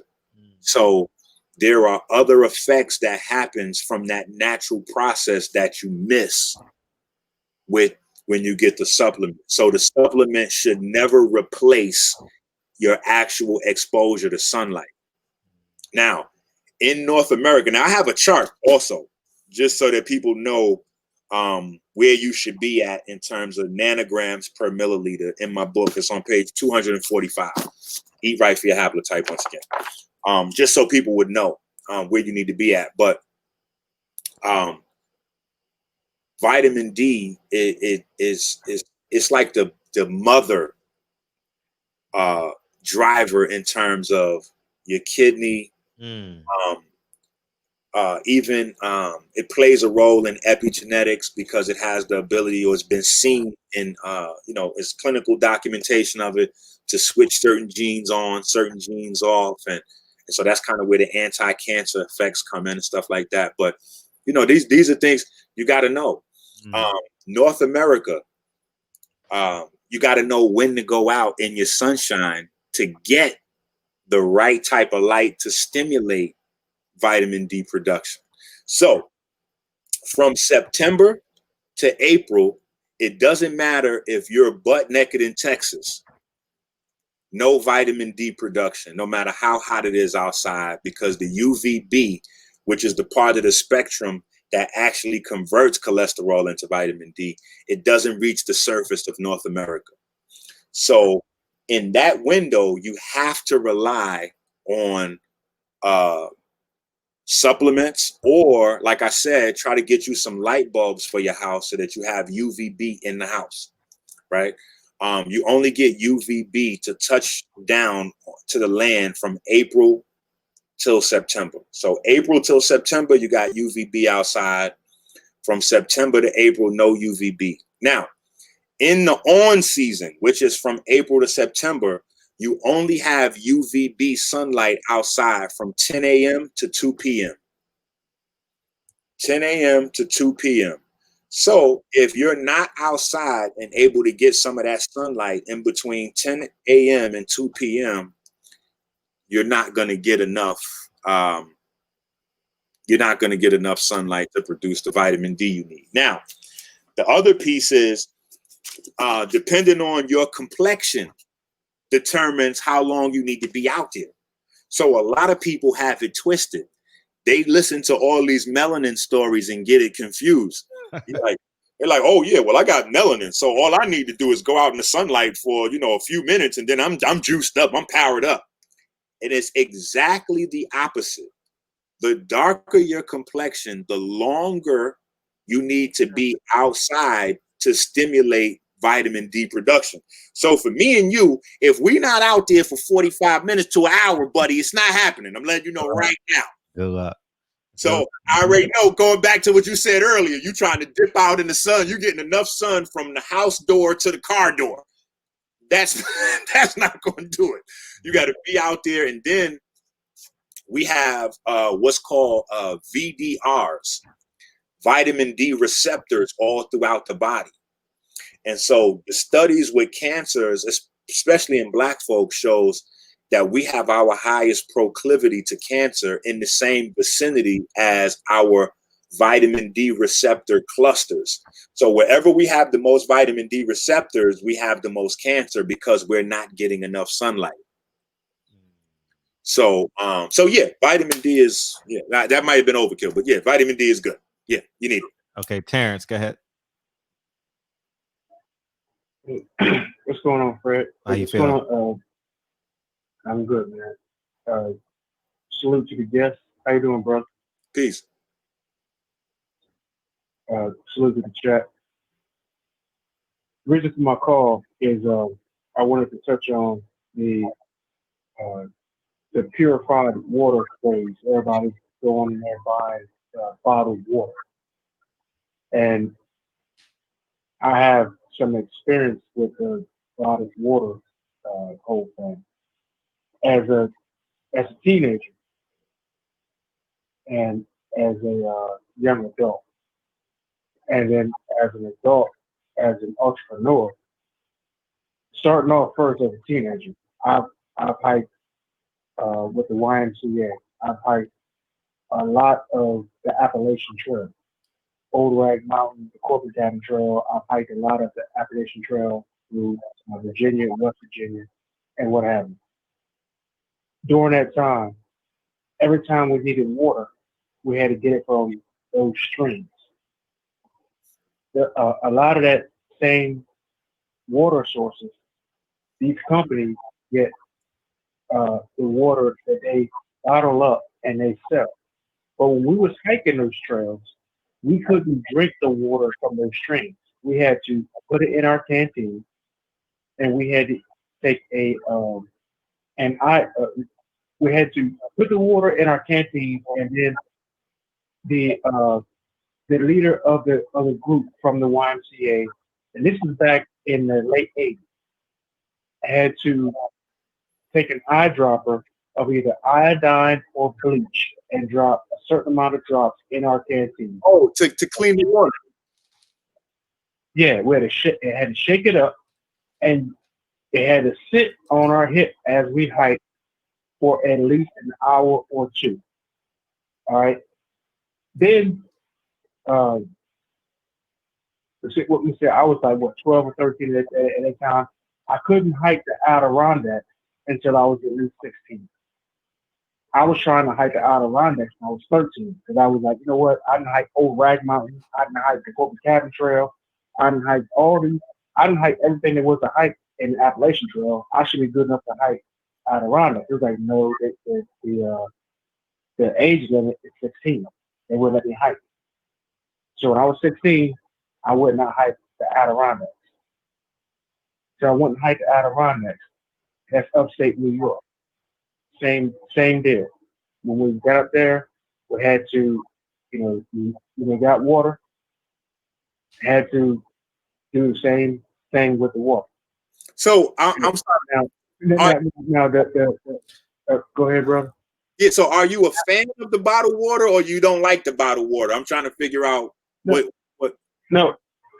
What I'm saying. Well, let me finish the story. Okay. Oh shit. Now, I hiked the mountain. I hiked the whole range in the Adirondack. Nigga, you about to start sounding like Now- Charlie Brown in a second, nigga. Now, fast forward. I ended up owning a trucking company. Mhm. All right. And Nestle ends up being one of my customers. Mhm. Nestle has a plant at the base of the Adirondack Mountain, Mhm. and it is a bottled water company. Mm. They're getting their water from where? The source is the mountains of the Adirondack. So when you buy Nestle water, when we was hiking that mountain, we couldn't even drink the water. But they're selling the water. Does it go through a filter? Right. I was about to say they do the same thing on a large scale that the leader of your hiking clique does with the iodine or the bleach. They treat it, but you got to understand that even with the iodine and the bleach, that's no different than your city or your town, though. That's what I'm saying. That's no different than your city or your town. So why are you buying bottled water when it's no different than what's coming out your tap? oh, okay. So you're not a fan of bottled water, basically. Yeah, I mean, it's a gimmick. Okay, so here's the thing with bottled water. Mm-hmm. The reason why it's kind of rough to do, like, bottled water is a super general term. There's a huge difference in all of the type. Like, there's a zillion different types of bottled water. They even have a new line of these guys, a water taster. They got like water, like guys that specialize in the different types of water and the different parts per million in the different waters and the mineral concentrates. Like, so bottled water is a whole industry now. So there's a difference in what, when you look at water. So, like, for instance, when you drop iodine or bleach into water, right, that's a very temporary, that's like a small band-aid. That's only for hiking in the woods type of vibe, but that's not totally cleaning the water up. The reason why they drop the iodine and the bleach in the water is to kill any harmful microorganisms that might be in there. But the iodine and the bleach is not doing anything to neutralize the chemicals that might be in that water. Right. So it's the same thing with people saying, like, oh, like, for instance, I think it was last year, they made an announcement here in Detroit. They was like, hey, everybody, there's some stuff in the water. Some pollutants might have slipped in the water. You're on, like, nobody drink the water or shower for the next week or so. Like, everybody was on a scare about the water.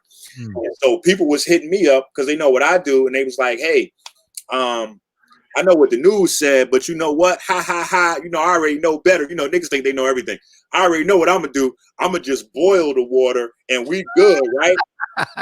Throw a lemon in that motherfucker. Right. And I was like, boiling water is the same kind of vibe as like dropping a little bleach or iodine in it.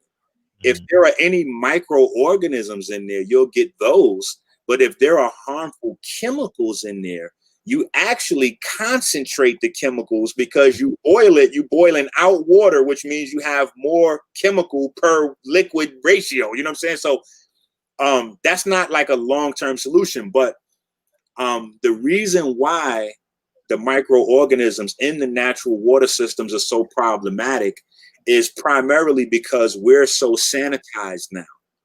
We're so sanitized. This is one of the reasons why when we leave America and we go to other countries, they advise us not to drink the water in those other countries. It's because their water is going to contain microorganisms that may not be here, and it'll mess up our digestive tract. You'll be sitting down with diarrhea for 2-3 days. Ain't going to kill you, but the difference in microorganism population or microbiome population is going to throw off your digestive tract. Now, well, that's to go back, when I was in Afghanistan, they took, we couldn't drink the water. We couldn't even brush our teeth with the water because right, the the Afghans had been living with that water. Right. So exactly. And those microorganisms for thousands of years. And if we digested it, right, it would make us sick. But they, they can tolerate it. Right. Now, outside of that, you have your basic 3 types of waters that's in your supermarket. And it's just without even getting super deep or buying nothing super pricey. You have purified water, you have spring water, and you have distilled water. Those is all 3 different types of waters. Mm-hmm. So even if you eliminate the leaching of the plastic and all that kind of conversation, the distilled water is a dead water. You only want to use distilled water if you're making herbal tonics or if you're doing a detox on your body, because distilled water leaches minerals. So if you drink distilled water, it'll leach minerals from you. Purified water is basically water that's not out of a living system. It's water that's already been recycled. So I'm not a fan of purified water, because the biggest problem that we have in water is not just the chemicals, but it's all of the medical waste and the all of that kind of stuff. People forget, like, you know what I'm saying? Like for instance, we quarantined off right now, right? But the tap water is recycled water that people in your same city that have AIDS, that have cancer, they got lupus, they got tuberculosis, they urinate, pee, and vomit in that same water. Then they put that water in a little cleanser and then put that in a bottle and sell it back to you, purified water. So I'm not necessarily a fan of that. I want my water to kind of go through the natural process, you know what I'm saying, and let it be remineralized and repopulated with microorganisms. And like, I'll take my chances with the natural source versus the purified version. Tap water. I think I just threw up a little bit in the back of my mouth a little bit on that comment you just made. But I'm gonna say this one thing, and then I'm gonna go ahead and get off the phone. When black, I just gonna say this: when black folk go to these overlooks and all that stuff, and they, the black folks say, "Well, I'm gonna go to the mountains, man. I want to go and I want to look over. I want to go to the overlooks, and I want to do this, like, and third, and I want to see the sights and this and the other, and I want to see these mountain springs and this and the other." And they go and they see these what's supposed to be mountain springs. Now you were East Coast, dude. You said that you was living in Philly for a time period. I live in Maryland, so I'm pretty sure that you done been to some mountain ranges or whatever, and you see where these mountain springs come down, and they make like these little spouts or whatever, where you can supposedly, quote unquote, fill a bottle with some fake ass mountain water or whatever. Don't do it. Don't fill your container with that crap that's coming out of that spout, because I'm telling you right now, I know from personal experience that people go up at the top of these mountains and they piss in that water. There's runoff in that water. They do all types. They do all types of ungodly shit in that water, and they shit in that water. Remember, I used to call it jawbone. Remember? Right now. But listen, they do all types of stuff in that water. So when you stand there at the bottom of that mountain and you see that spout and you see white tourists going there, oh, let's get some of this water. This is straight from the source. So what you should be doing is you can stand there and laugh at them. Yeah, go and get to that water. Yeah, you get it. And you go and get you one of zero purifiers or something. But you don't mess with that damn water. Don't mess with none of that water. Well, depending on the source, there are some good sources because a lot of the springs they run, but they have a natural aquifer or natural filtration system that keeps them. But the water should be tested. You know what I'm saying? Like some of those natural springs, just like people that drink well water, some of that water, that quote unquote natural water is toxic. You know what I'm saying? Yeah. But I think because this is natural.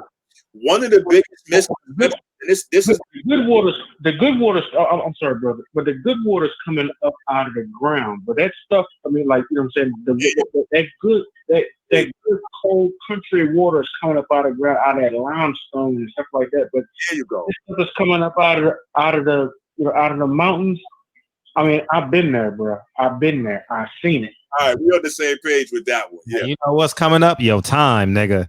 Get off the phone, nigga. Yeah. I'm trying to go. Out for the day. Hey, bro. Hey, peace, man. I appreciate you, TV. Appreciate you, brother. Yeah, that's past the.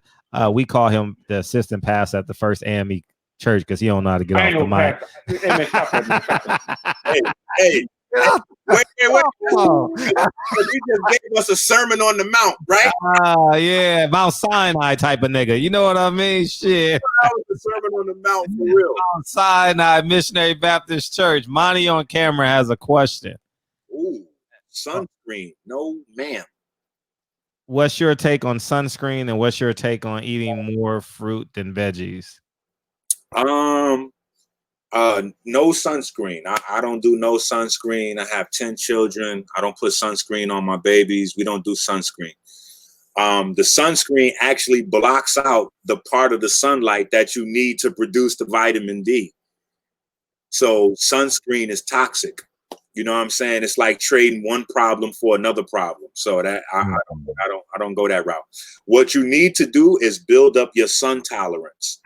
So they've done studies that show that even people with I want to say white folks because there's like varieties of white folks, but people with almost like a 1 or 0 skin color. Like I say between a 1 and a 2. Like so these are kind savages. of we call them savages. Nah, bro. You see, you about to start your Nick Cannon shit up. But they've done the test to show that they can actually build up a tolerance to the sunlight by having small incremental exposures. And now that we got Black folks living in such unnatural conditions, a lot of us, hint, hint, wink, wink, we have to rebuild our tolerance back up into that sunlight. So I would say just build the tolerance up to the sun. You know what I'm saying? Go out there for a few minutes. When you start feeling a little nauseous or you feel like it's too much heat, take it on back in the house. You know what I'm saying? Or go up under an umbrella or something. Get out of the sun. Allow your body to recuperate. Hydrate. You know what I'm saying? Get your nutrients in. And then get back out there in the sun and build that tolerance up so you can, you can deal with the sun. Because if that's your actual icon, you should not have a problem with sunlight. You know what I'm saying? Like we're going backwards. And a lot of us do. You know what I'm saying? So we just got to build our tolerance back up to the sun. Then on the second part, eating more fruit than veggies. That's kind of like, I don't know how much veggies you're eating to how much fruit you're eating. So somebody could ask that question and it could be simply, well, I had an apple yesterday and I didn't have any veggies, so I had more fruit than veggies. You know what I'm saying? So it's kind of generalized, but typically you need to have your greens and you need to watch your sugar. So, when I say fruit, like I started the 40-day fruit fast, so I'm known everywhere for the 40-day fruit fast. When I use the term fruit, I'm talking about fruit of the earth. So our 40-day fruit fast is all natural foods, grains, nuts, seeds, fruits, veggies, etc. Kind of like a Dr. CB diet. Basically, you know what I'm saying? Yeah, we actually named it the mucous membrane diet. Okay. In honor of Dr. Sebi, you know what I'm saying? Mm-hmm. And it's crazy. Another validating point. 6 months after Dr. Sebi passed or transitioned, they had a special on NBC where they were saying that in order for your body to have an illness, your mucous membrane has to be compromised first as your body's major line of defense.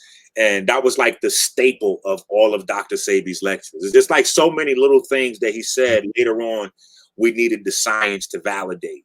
You know what I'm saying? Even when people talk about yeast, you know what I'm saying?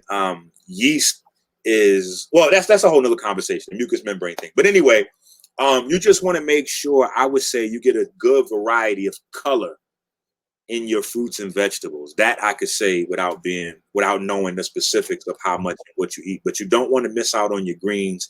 You don't want to have too much sugar, and you definitely want to get a good variety of pigment in your plants, especially your reds and your oranges, which are disguised in your greens.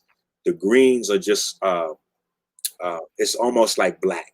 You know what I'm saying? And anybody that knows video editing, you know the relationship between green and black, right? Or you should know, right? It's kind of gives you a clue to how the electromagnetic spectrum works in tangible stuff, which is why when you put a green background, when you hit the button on your editing software, it turns black, and then you don't have a background and you can kind of put whatever you want. This the green screen technology. But in your fruits and vegetables, it does the same thing. Green masks the other pigments. So when you're getting in your greens, you're actually getting in a lot of yellows, reds, and orange pigments are still present in those foods, like kale and if you eat your broccoli or whatever, your asparagus, or whatever the case may be. So yeah, you know what I'm saying? You want to do that. Have I tried the Boosie water? No, I haven't tried the Boosie water. No. Hold on. Okay. But shout out to my man Billion, right? Who's Billion? I just dropped a album like right before the quarantine thing, and my guy Billion was gonna plug me in with Boosie. Who's Billion? Well, he's a close friend of mine, but he's a music producer. Bill. Okay, his name is Billion. Okay. Yeah. He's produced and wrote for Beyonce and Drake, and you know what I'm saying. So, right. But yeah, he was gonna plug me in with Boosie with the water because I seen what he was doing with the water, and I know he's probably not super swaggy with it. You know what I'm saying, but I appreciate him using his platform and his image and likeness to try to bring some awareness to something healthy, you know what I'm saying? Instead of going the route that everybody else go, you know what I'm saying? Like soon as folks get a little notoriety, they automatically selling liquor. You know what I'm saying? It's like, bro, what the hell are we doing right now? You know what I'm saying? So I appreciated Boosie for trying to do the water thing. You know what I'm saying? I hope people support it. DB, go ahead and call in, man. Man, you gave us a lot of fucking information. I was writing all this shit down. I was like a student. I'm gonna have to rewatch this shit. Nah, this is light, man. Remember, it's 2:00 in the morning for me. I'm wide awake. I got 5 little children I raised by myself. I'm a single dad, so How you say you had 10 kids? How old are they? I got grown babies now. You got grown babies now. Okay. I got 5 little ones from age 5 to 10. I got 2 sets of 5. I got 5-year-old twins, 8-year-old twins, and I got 11-year-old. Damn. That I raised by myself. You know what I'm saying? So wow. How's that? How's being a single dad? Every day we hustling. You know what I'm saying? Like, it helps that, and it's because of them. Like I said, Amber, she'll be 18 next year. You know, always do that shit. She's up there, but it helps that that what I do, because I'm able to handle a lot of the things that come about with them. Plus, I was kind of raised with like children is wealth. That was what my dad taught me, that children is your wealth. Children is your treasure. A man with a big family is a wealthy man. A man with a bunch of cars and jewelry and houses and shit is a lonely nigga. You know what I'm saying? Like, so I think those presets determine how you handle your children or your family later on and how you see them. You know what I'm saying? So a lot of people, they don't even use the word children or child. They say kid. So most people that say kid, they have a negative association with children. They think it's, oh, these kids gonna hold me down, doing what I want. You know what I'm saying? Me, it's the exact opposite. I wouldn't be doing this if it wasn't for the love of my children.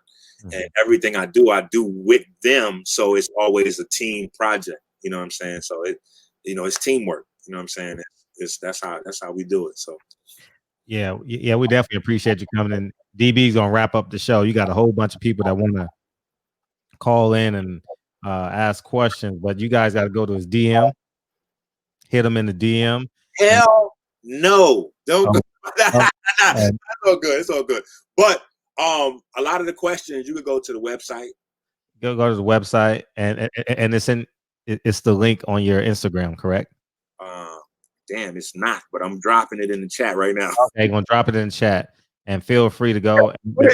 Click on it so it could go on the screen right there. Wait, let me look at it right here. Right there, DrENQI.com. I don't see it. It's right there, right under you, where you just put go follow Dr. ENQI. It's the next comment under yours. Shit.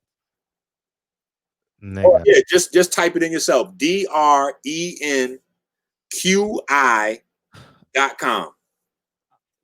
Oh, you know why? You can't put the links in, only I can. Blue blood, peace. So I got to type it in. Peace, blessings, and prosperity to you, Dr. ENQI. Oh. Just take that off and don't even finish reading it. What is that? Yeah. No free promo on this video. Oh, you don't rock with that dude no more? Go ahead. www. We got shit. I didn't even get to what, man. You got to come back on. Yeah. www.what? DrENQI? Yep. .com. Yeah, I think I'm the only one that can do it. You just can't put the W's in there. So when you guys are putting there it is right there. So when you guys are on the screen so you can see it on the big screen. Oh, perfect. Thank you. People watch the video, they don't watch the chat room. Yeah. Yeah, you're right. You're absolutely right, man. And DB, it's all you. Peace. I mean, I was driving. I had to pull over. My engine loud as hell, so I can't hear when I'm driving. I could just hear a little bit. I'm like, man, let me pull over on the side real quick. 1 second before the police try and get you. Compa, I appreciate you, man. I appreciate you in the the Cash App? Yeah, Cash App. Compa in the Cash App. Thank you, brother. I appreciate you. Compa, who is Compa? Compa. That's Officer Compa. That's about to come get your ass. Officer Compa. No, it said COMPA. You black. You on Western and 37th right now? Where you at? Nah, shit, I'm on Crenshaw and right before Adams. Oh, I'm about to run by you, dog. I'm about to run to the. I'm not that far down, but I'm gonna go to Obama. I'm about to run to Obama and back. Okay, yeah. I understand from over there. Yeah. All right. Hey, what up? None of y'all niggas don't come kill me either, nigga. Shit. All right, compa, Officer Compa. I'm not carrying. Okay, I'm not carrying. But go ahead, DB.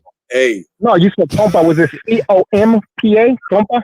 You know, some of them officers might not appreciate what you did to Paulie now. So you know I know, man. Fuck Paulie. But go ahead, DB. What's up? They can come see me right now. I'm a Black Escalade right now on Crenshaw, right here by 29th. So yeah, anybody can come see me right now. Hey, I got a story about an Escalade. I got a story about an Escalade I got to share. But go ahead. I'll go after you. So, he ends the show with us. He has a unique way of wrapping up the show, and it's pretty dope. But go ahead. Yeah, but no, ain't nobody gonna come mess with you, Fred. Ain't nobody come mess with me, and ain't nobody gonna mess with you either, Doc. Because guess what? We got ties, man. We have real family. You know, not my family. We just real family. You know what I'm saying? We take it all the way back to the ancestors, so we gonna protect each other. Man, and that's what it's all about. Yes, sir. That shit gone though. Is it still there? Yeah. Anyways, go ahead. One thing, and I know you're probably not gonna like this, Doc, but man, sometimes when we have these relationships with our brothers and sisters, when we have this, when there's disparity, man, we got to find a way to overcome it. So, you know, I don't know what's going on with, you know, with all the politics, with with you or any other brothers, but yeah, we got to find a way to do that, man, because y'all people are too influential and too powerful. You know what I'm saying? And we don't like to pick sides, man. We like to love on all of our brothers. That's for real. Yeah. And you know, some of it got to be off. You know what I'm saying? I think it's just a matter of sometimes people being accountable.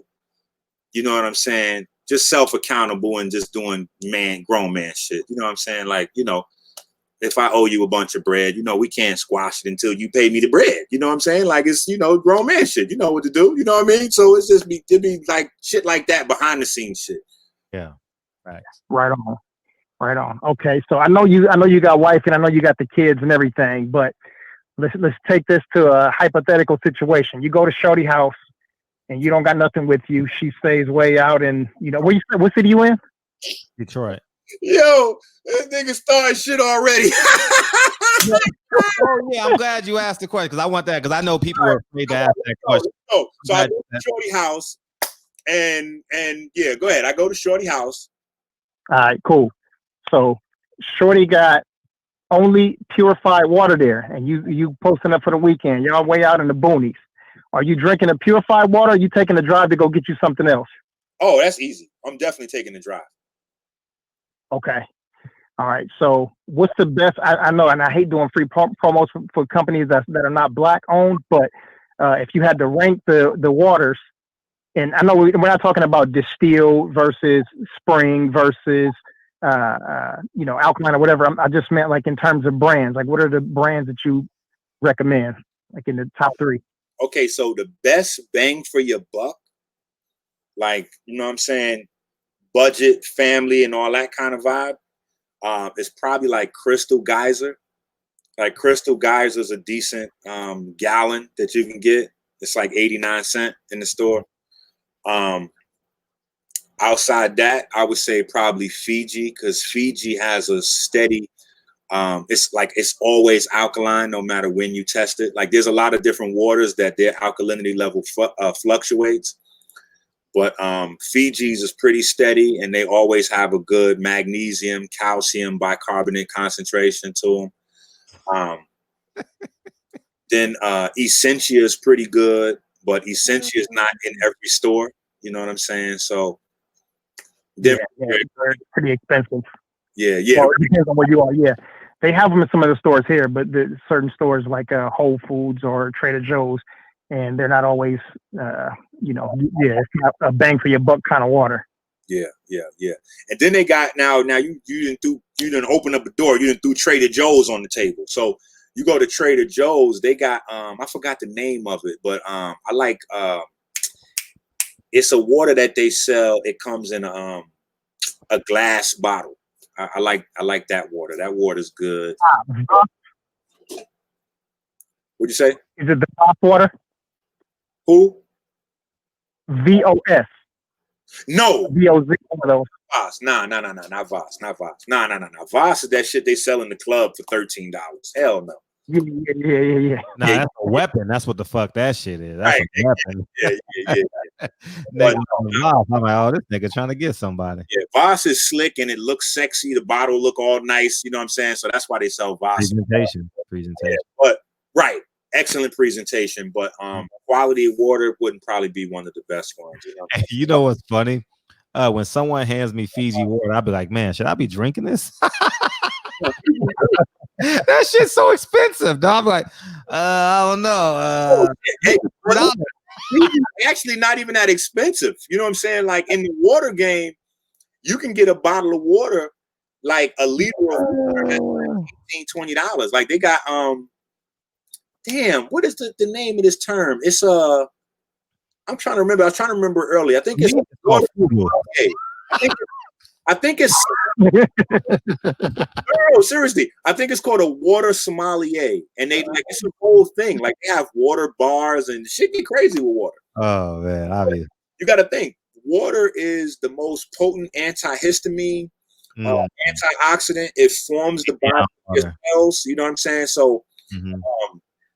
A lot of people are fraudulently telling people they're selling water called structured water, which is not a liquid water. Structured water is a gel. So if somebody tells you that you're buying structured water and it's liquid, you already know they bullshit.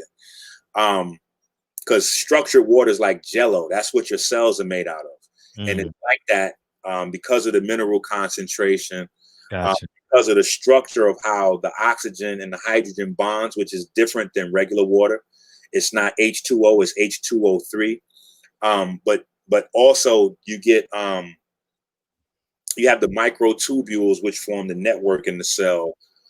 So it's a whole different vibe with natural structured water for your cells. You know what I'm saying? But yeah, there's levels to the water shit though, man. The water game is crazy. It's something that people should get more involved in and not stop at pH or alkaline, because that's really a superficial level of understanding water and good quality water. Like it's something that we should put more time into, especially since as the population increases, and water pollution is on the rise, the water quality goes down. In fact, while we're on the subject, everybody download Ocean Hero. Ocean Hero is a free search engine. It's just like Google, but what Ocean Hero does is every time you search something, they take a portion of the advertisement money and they pull plastic out of the ocean. You know what I'm saying? So it's free. It don't cost you nothing, and it's a way you could contribute to cleaning the ocean.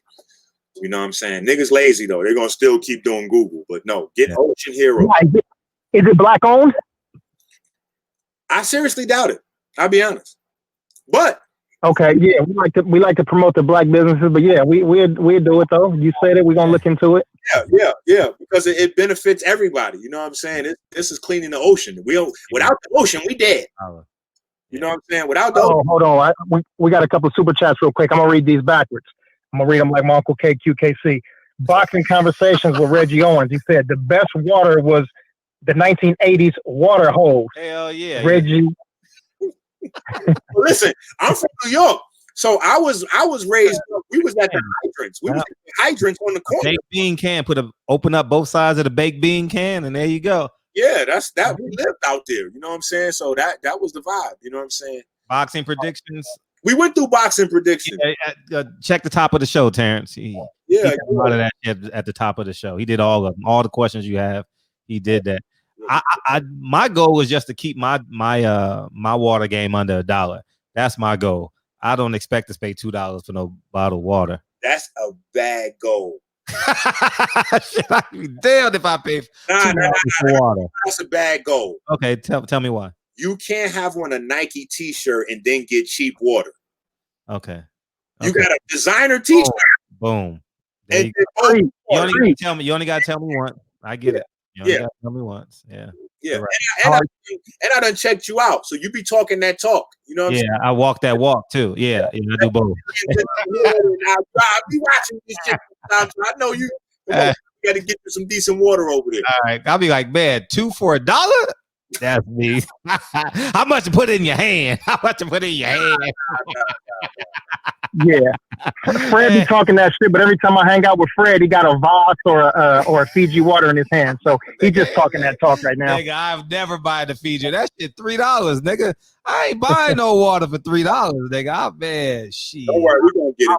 I'll pull up at somebody's house, nigga, and drink from their water hose. $3. We're gonna get it. Yeah, I got another question. I got another question real quick. So, where are the best springs at? Oh, I don't know. That's a good question.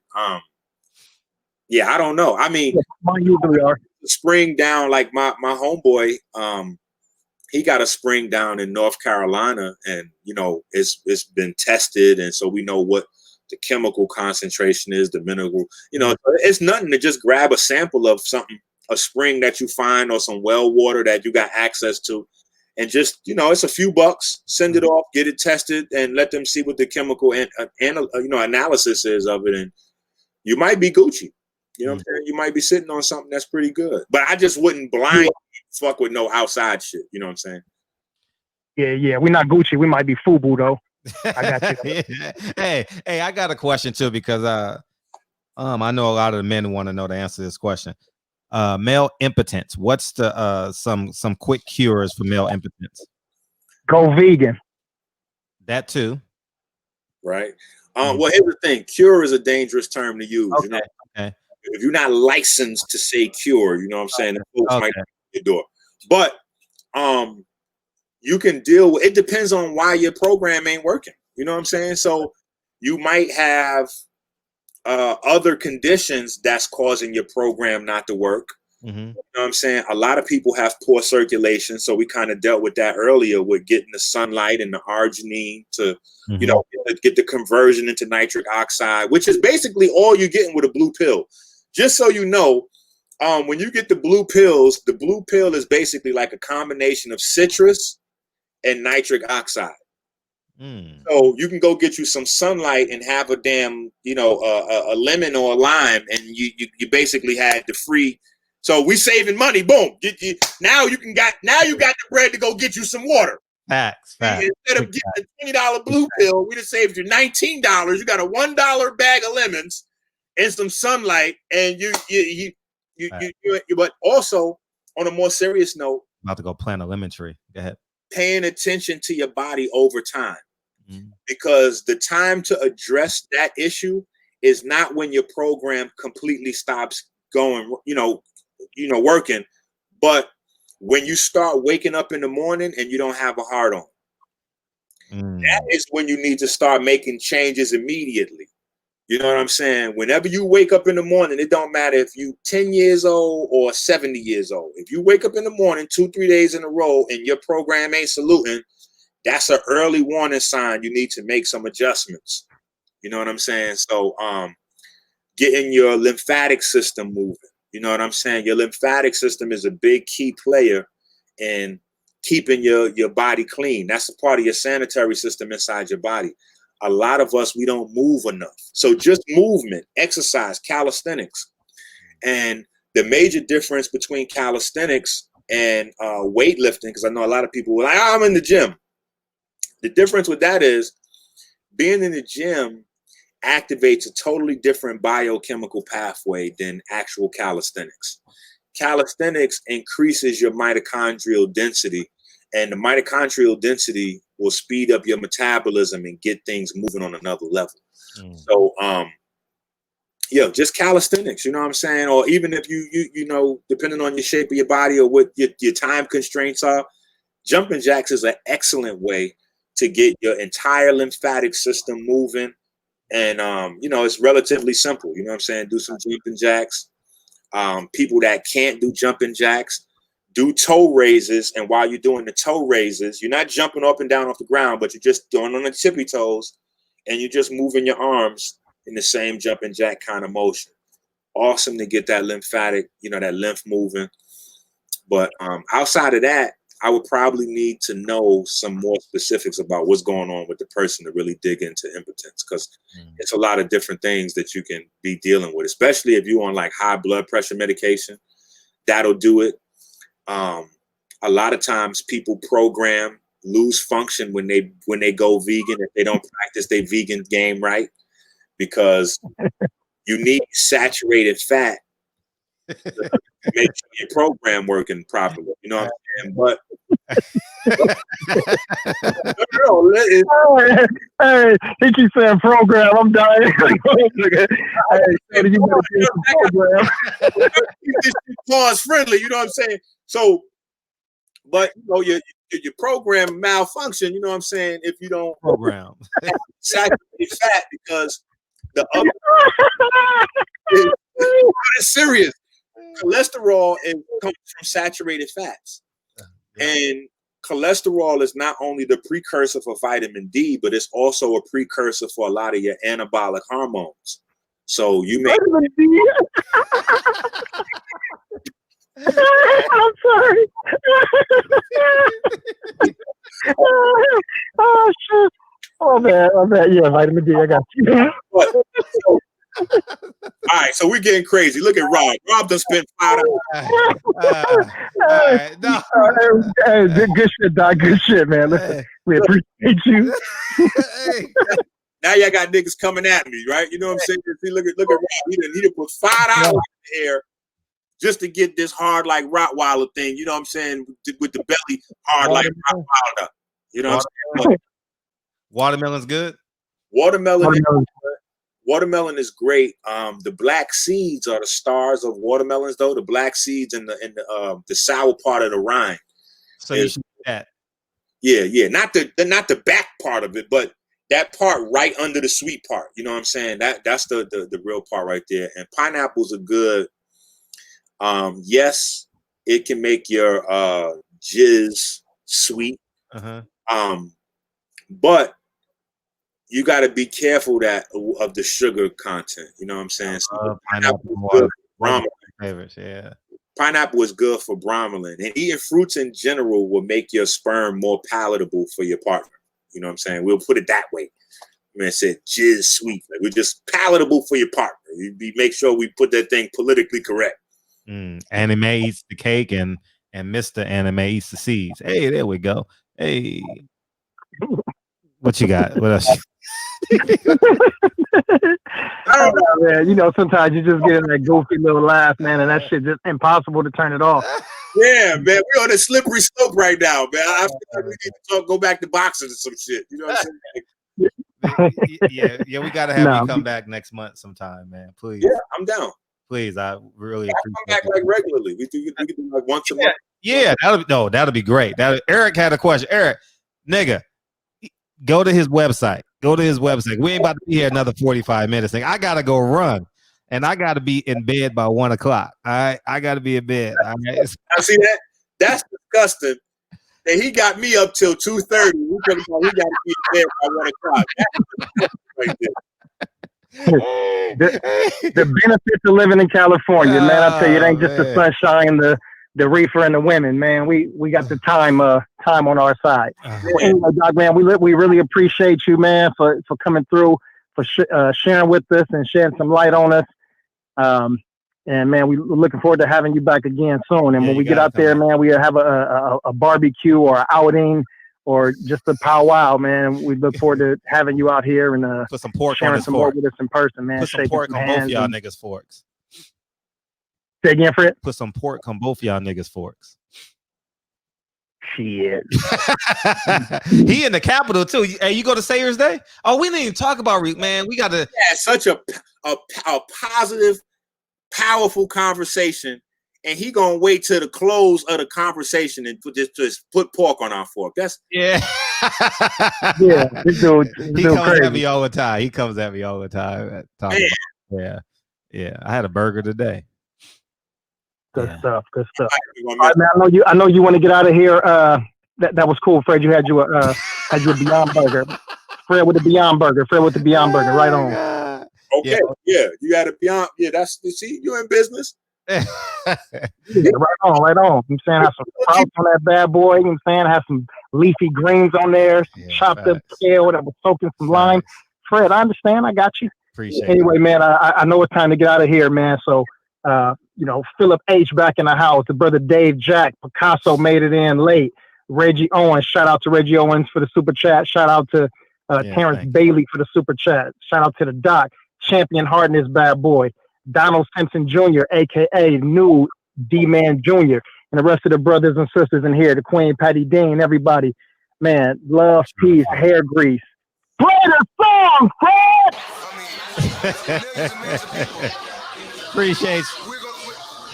Appreciate you, Dr. ENQI. Yes, sir. Just hit that exit button. And, man, you got to come back because I know people got a lot of questions to ask you, man. Yeah. Buy his book. Buy the book. We're going to give away a book. Next time you come in, we'll give away a book. All right? I'll buy a book and we'll give it away for sure. Okay? Right. We'll think of a game to play or something like that. We'll give it away for sure. That'll be fun. Family. Appreciate you, King. Thank you, man. Make sure y'all go to his Instagram, man. Hopefully I copied and pasted it, DB. Hey, I had a funny ass story, man. Damn. Okay, go to Dr. ENQI. Here it is right here. Let me go to it right now. Here's his website, guys. Go to it. Feel free, get his book.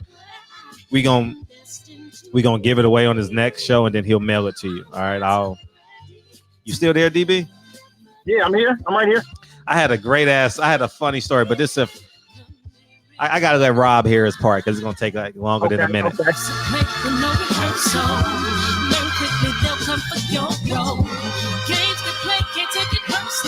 Hey, because the devil lives a lot. Hey. telling you the truth. Hey. Hey, It's all in what You you do. do. Hey. hey, Some things you gotta do. Hey, hey, hey, hey. Terrence. Appreciate you, Terrence. Terrence, have this the old African American community in nation in Maryland. Yep. Yep. That is the oldest. I'm waiting for Rob's part, then I'll tell the story. all right. Hey. No backing down. Oh man.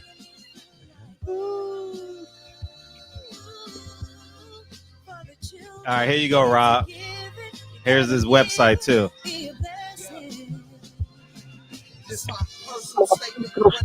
Running game like a basic.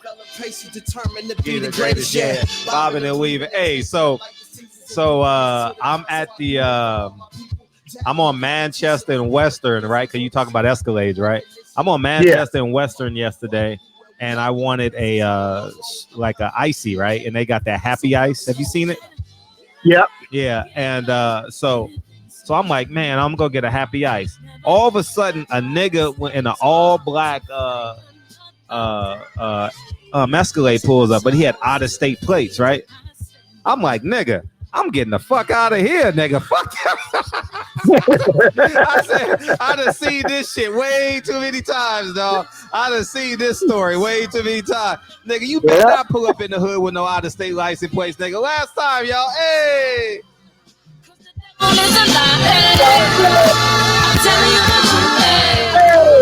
It's all in what you do, hey. Nigga has some out of state license plates going straight through the hood. Hey, I'm like, nigga, what are you doing? Even if you are from the city, niggas gonna be like, a blacked out Escalade? Yeah, hell no. If you don't live on my block and I don't know you, shit. With some Texas license plates, nigga, man, you dropping something off, nigga. You got something on. You either got the product or the paper. We getting one of the two, if not both. You know what I mean? Shit. And I ain't gonna lie to y'all niggas. I put my back to that truck. And I was like, man, these niggas better hurry up with my happy eye. Because I wanted to sit down and enjoy it, right? I wanted to sit down. It was like 91 degrees yesterday, right? And I was like, shit, I'm getting the fuck out of here. I'm gone. Man, I went, I don't know where I went, but I just fucking left. I said, I'm getting Hey. Mark Wunderlich wouldn't know. He'd be like, oh, that's a cool truck from Texas. hey. Nah, Mark, though, man. Mark hip. He know what's up. Shit, anytime you see an out-of-state truck, that, man, you leave that, get the fuck out the way, nigga. I'm just going to tell y'all niggas right now. They dropping something off a pig something. They hit that 10. I know. I ain't no dummy. Shit, fuck that. Hey, I love you, man. I appreciate it. It's all us tomorrow. It's all us tomorrow, man. Appreciate you, Dr. ENQI, for coming in, man. Go to his website, and we're going to give away a book next month, man. All right? And appreciate you so much, man. Thank you for being an asset. Peace. Appreciate you. One. And see y'all niggas tomorrow, mate. See y'all niggas tomorrow. I'm about to go run. And yeah, we about to do this. So I love y'all, man. It's all us tomorrow. We're going to talk shit and swallow some spit tomorrow. Hey, appreciate y'all, man. Love y'all. See y'all tomorrow.